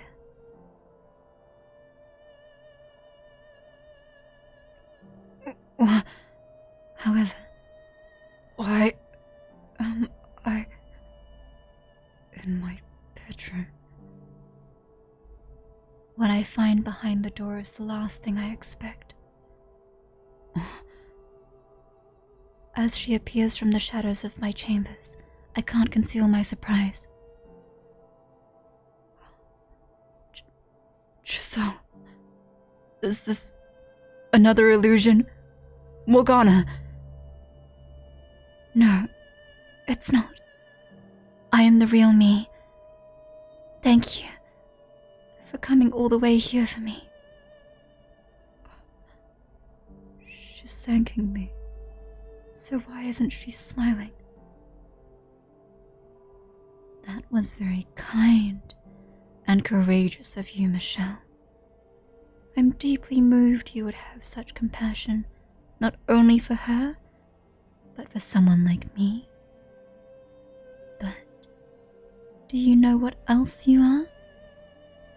You're a worm. What is it this time, Morgana? What do you say we pull back the curtain, my dear? What curtain? There's one detail that hasn't yet come to light. This isn't your first return to the mansion, is it? You've been back numerous times. Each time not remembering her, and each time hurting her even more.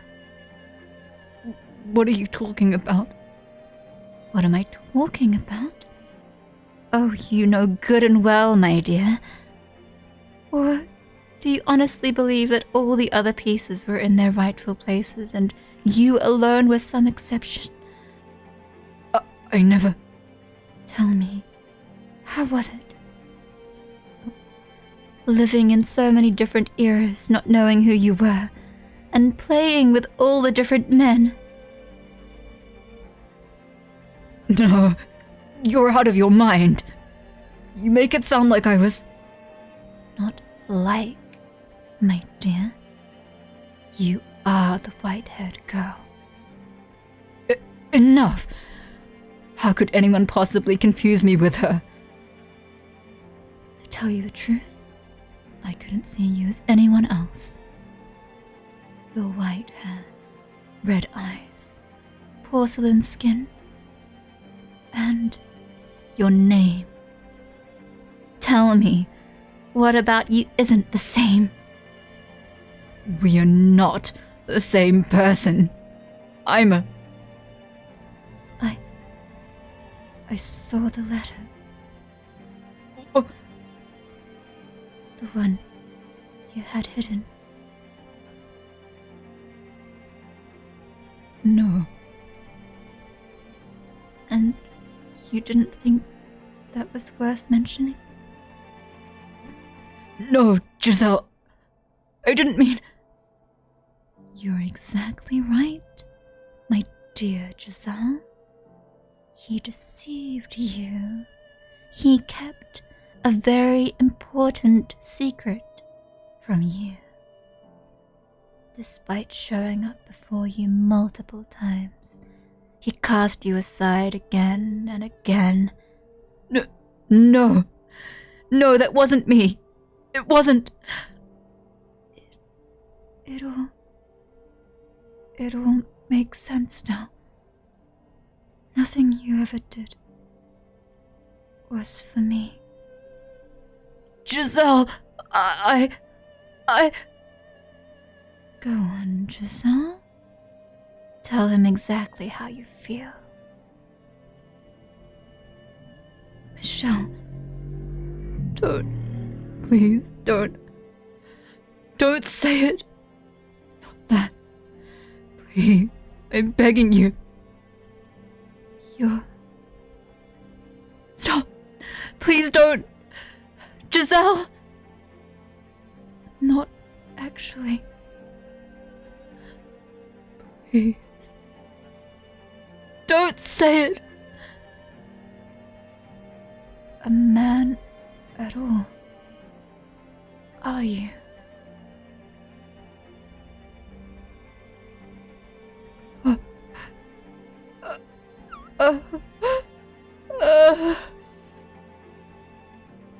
You're disgusting.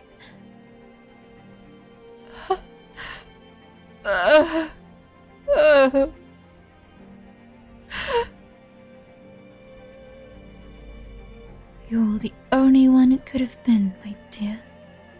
The only one who could have been the white-haired girl.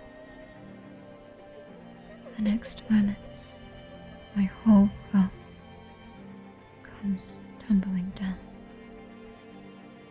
I could have borne anything. Losing my arm, having my face torn off, any amount of pain, I could have handled it. For you, I could have done it. But this, hearing those words, coming from your mouth, being rejected by you, that I cannot. Those words, they bury me alive. And you're the one person I never wanted to hear them from.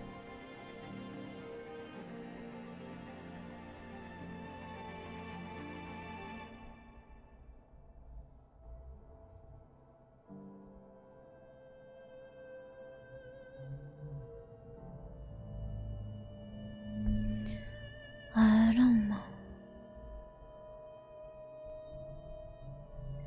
When I learned my father, Antonin, had passed, I wrote 2 letters, one to my brother and one to my mother.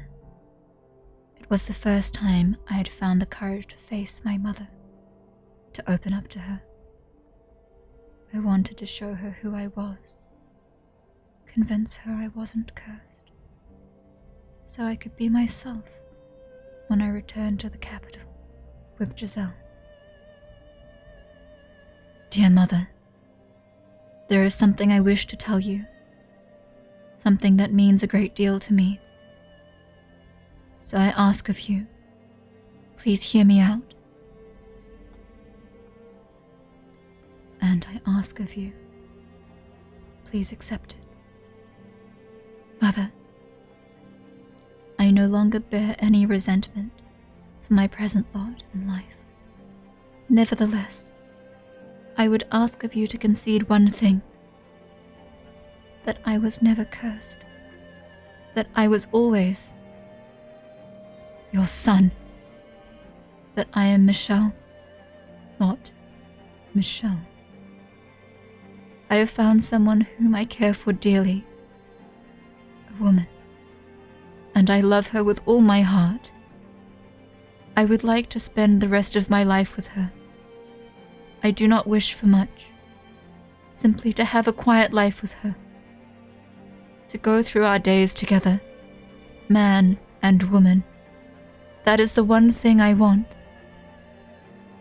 Mother, I know you're aware that my body is no longer female. I am a man. My heart is male. And I ask of you to please accept that. I have no grudge with you. In fact, I am incredibly grateful to you for bringing me into this world. With love, your dearest son.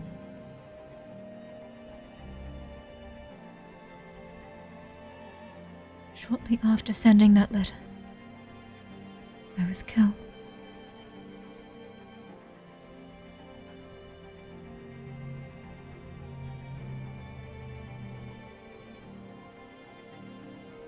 I'm dragged down, against my will, into the darkness. Beneath me spreads my own past. My door. The door I swore never to open. But despite all my efforts to resist, the door sucks me in, into a world I never wanted to see again, a history I never wanted revealed, a past I never wanted anyone to see. Nonetheless, the door opens.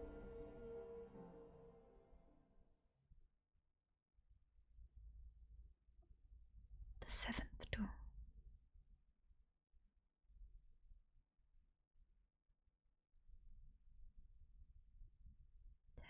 '86.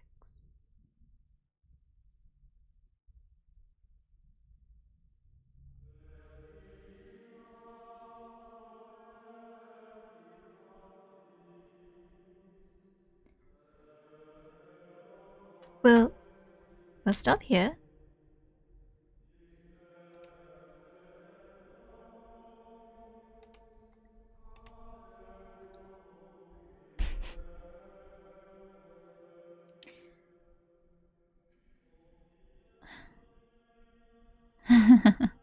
We'll stop here for today. We've made it through Morgana sharing her backstory. And now we are going to learn something personal about Michelle. Well, thank you for listening. I must also do things.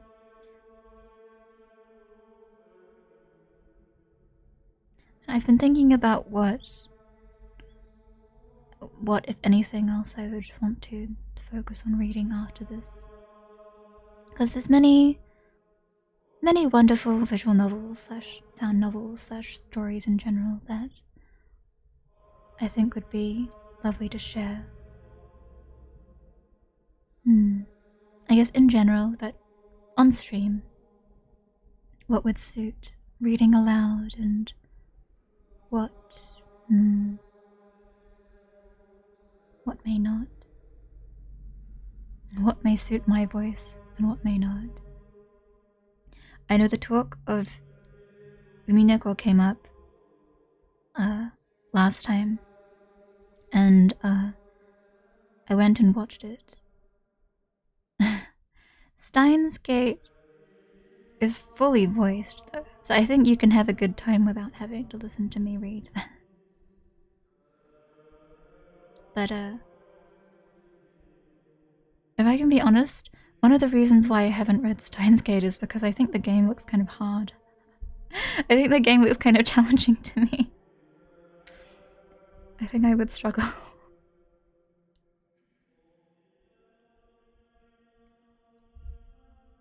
Who was it who recommended Umineko to me? Because, you know, when I was watching it, I was thinking, okay, I can understand why you might want to hear me read this. And then I was thinking, oh, okay, was this recommended to me because all of the women are so mentally unwell?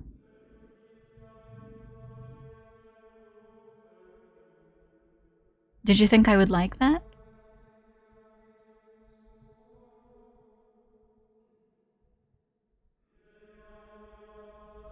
You're right, by the way, I do like it. I do like it for that reason. all of these women are so unhealthy. But it's an interesting story. I can say for sure though that after looking into it, for me, Higurashi is the main love of my life. I think that probably won't change. I can understand the appeal of Umineko though, for sure. Why people would enjoy this, why people would find it fun, and also why you guys might potentially want to hear me read it someday. Depends on how much you want it.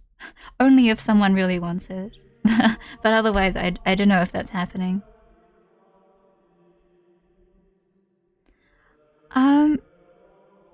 The system in Steins Gate, from what I remember, there was a point in time where I did have it on my computer, but the way that I think it is played, and this is coming from me who never actually got to these parts of the game, but you have a phone with you. A phone comes up on the screen, and you make choices by clicking hyperlinks on the phone. And I saw this, and I was like, wow, this is looking kind of yayakoshi. So I was so, I don't know. These choices are hard to chase. Like I played their previous game. I played Chaos Head. When I was quite young, so many years ago. I played Chaos Head, and that also had a unique choice-making system. Instead of having standard choices in a visual novel where you would just like click responses in order to answer, they operate on different systems. So in Steins Gate, you would be following hyperlinks on your phone. And then for Chaos Head, they would have timed moments of delusion. So the main character would be able to either have a green delusion or have like an erratic red delusion, or just like let it go through. Are you looking for I don't mind if the visual novel has voice acting because you can always turn it off. But I've got to tell you, I think it's I think it is more I'm trying to think of a better way to say this. It's a more cost-effective approach to have me read something that isn't voiced at all. If that makes sense. For some people, it's easier to get through a visual novel if it is voiced, because, you know, it means you don't have to focus as much on the words, perhaps. Yeah, value is such a strange thing to say about reading stories. But I mean, conversely, I keep saying that Fata Morgana is better experienced unvoiced. I think it's important to the story, or it has meaning to the story in a way that having it voiced kind of spoils. Maybe that's half true. It depends. For the most part, though, when I do read visual novels, I will likely be turning the voices off. The thing is that some of the folks who come here to listen to me tell stories don't actually look at the screen, and it's very famous, the house in Fata Morgana. I like it a lot, and I do recommend it as a read. Yeah, less redundant, I suppose. The thing is, though, is that a lot of these visual novels that I am interested in / want to play are not voiced in English at all. So, I would be voicing them anyway. You know? It would be more cohesive to have it in one language. Although that has its own inconveniences. Anyway, the things that I do have in the back of my mind to read are relatively unvoiced. I'm okay either way. I think it just depends on if you guys want to hear it or not. Why? Is it the Beartle laugh? Is it the witchy laugh? You guys want to hear me play Insane Women? Not that you don't hear that already, like, now. You know what? Don't answer that. Cool. It's cool either way. It's very kind that you still want to hear me read after all this time. After 4 years and 11 months and 11 days.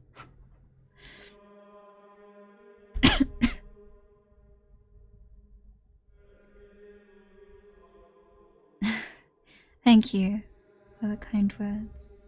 My voice is like something, I would say. But yes. We have made really good progress in Fata Morgana, so honestly, I'm hoping that we will finish within the next 5 streams. I can't make that guarantee, but I will definitely endeavor.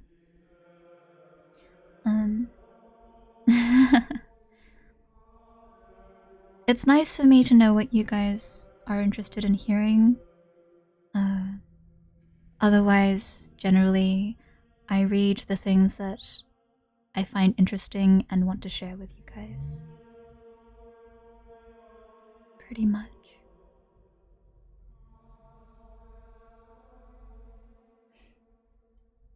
Thank you for the cheers. Oh, really? Well, thank you. It's kind of you to say. It's sure is a voice. I sure read stories sometimes on stream. Oh, you'll try to give it a read? Yes. I suppose, if anything, this is my Fata Morgana endorsement. If you get the opportunity to read it, I would certainly recommend it. But if you can't, I guess, if you can't set aside the time needed to read through all of the words, it is quite a long novel, then, well, I'm here, and I read sometimes, and there is a backlog of videos that I still need to upload. But but my dusty read of this visual novel exists. I'm sure there are plenty of other better ones out there. But it is great. And we will continue into Michelle's backstory, which, as you can see, is titled Michelle, LLE. There's a lot to get into here.